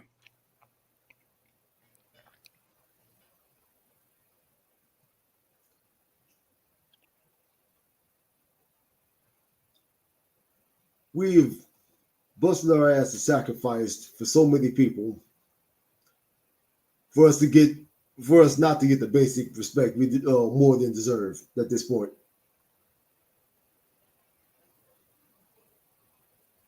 And it's high time we need to find a way to start punishing people that do not appreciate what we have done. I think I'll land my plane there. Yeah. No, I appreciate that. And you know what? Target I hear is having a hard time right now. And I don't know how much of that Target boycott was really us, but they are in some bad shape right now. Beg people to come back because, you know, they were one of the first people to flip on that DEI stuff. Now, I get it. I understand that it was the DEI was bullshit and didn't help us. You know what I'm saying? But it was used as a cudgel against black folks. And you understand that, like, you know, black folks are the first ones to lose their jobs behind the DEI stuff. So, you know, a lot of black folks felt the way. I don't really shop at Target that much, so it wasn't that big of a deal. But I just hear that they might be filing some papers here soon. Target, they have to like letting some people go. They're already closing stores down. They were doing that before this boycott thing happened. So I imagine. So we kind of, when you said that, like punishing people, you know, I think we got to get in these pockets. You know, we got to get in these pockets and like. And like I said, the same with these attorneys. We got to punish these people. The DA that did that railroaded, you know, like when I listed off how many things were incorrect with this case, you know, it just, the idea that he was even behind bars gets more and more ridiculous with every time I like look through the list. And everyone just laid down for it, bro. It might be the move. How the league, is there a way for civilians to call out lawyers to get their license revoked? 100%. Oh, absolutely. That's where we need to start. I agree 110%. Speaking of which, shout out to Uncle D. We're going to cover him tomorrow. Uncle D's about to get another one out of here. Hey, look, just a heads up to all of you people on social media, on YouTube and whatever, man. You just can't say just anything about people. You just can't. You just can't. You just can't. What I think it is, or oh yeah. Yeah, man. Yo, I'm gonna start calling Uncle D I'm gonna call Uncle D the channel snatcher. Go ahead. I don't understand why you would want to pick fights and talk smack about an actual attorney. That's crazy. I get it. As I said before, if Kevin Samuels was the Godfather, Dennis Sperling is Whitey Bulger in the YouTube streets. It's not the man you want to be pissing off. Not really, no. Especially not slandering. That's for goddamn sure. Yeah. No, you definitely don't want to slander the man. That's for goddamn sure. That's for sure. So, but there need to be penalties for the reckless speech that's going on right now, and we've just been the butt of everybody's joke, and nobody has fought back. Let's done with that. Like Fat Joe is catching hell right now. A bunch of people are catching hell right now. I think even the dude that made the fat black woman statue in New York is catching heat right now. So and I think a lot of what a lot of this anxiety that people are feeling right now is that this is what happens when we push back. This is what happens when we defend ourselves. The idea that us defending ourselves makes you uncomfortable should be your first cue that something is wrong. That should be your first cue.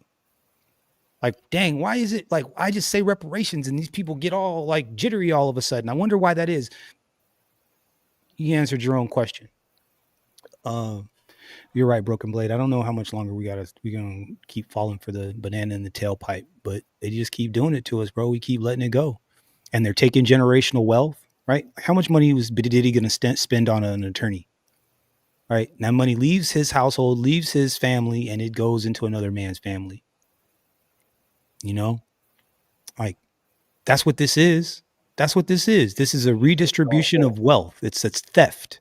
It's theft, and it's a redistribution of wealth. And they just think that they can just lock us up and take our money whenever they feel like it. That's really what this is.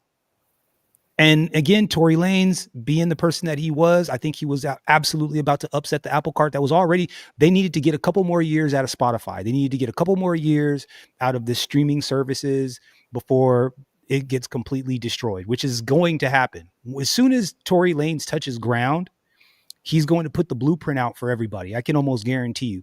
Like, because he knows who locked him up. He knows who did it. He knows who did it. And if he is the type of guy I think he is, he's going to have a chip. And it's not going to be for Meg. It's not going to be for that other. It's going to be for all those higher ups that got him poked, that got him locked up, the DA, the whatever. Like, I think that he's got something up his sleeve. I hope he does. Anyway, man. Salute to everybody came through. Burn this motherfucker down. Burn this motherfucker down. Yeah. Burn it down. Anyways, man, shout out to Cody Marshall, Upward Man, Cortez, what's going down? Simeon Toko, salute, man. Thank you so much for coming through and hanging out. Braxton was up in here. Who else was up in here? Cortez was in here. I'm not sure if I said that. Said Cortez. Let's see who else. Solo Dolo for sure. I don't know. Did I give Solo Dolo his salute? We're gonna salute him anyway. Because I wasn't sure if I did or not. But anyways, man, shout out to everybody. Thank you so much for coming through, hanging out. It was a little bit longer than I anticipated. But, I just kind of wanted to touch some of this other stuff. So salute to all you guys, man. Thank you so much for coming through. Me and Broken Blade will most likely be back tomorrow. Catch you guys on the next one. And we out. Peace. Where we at?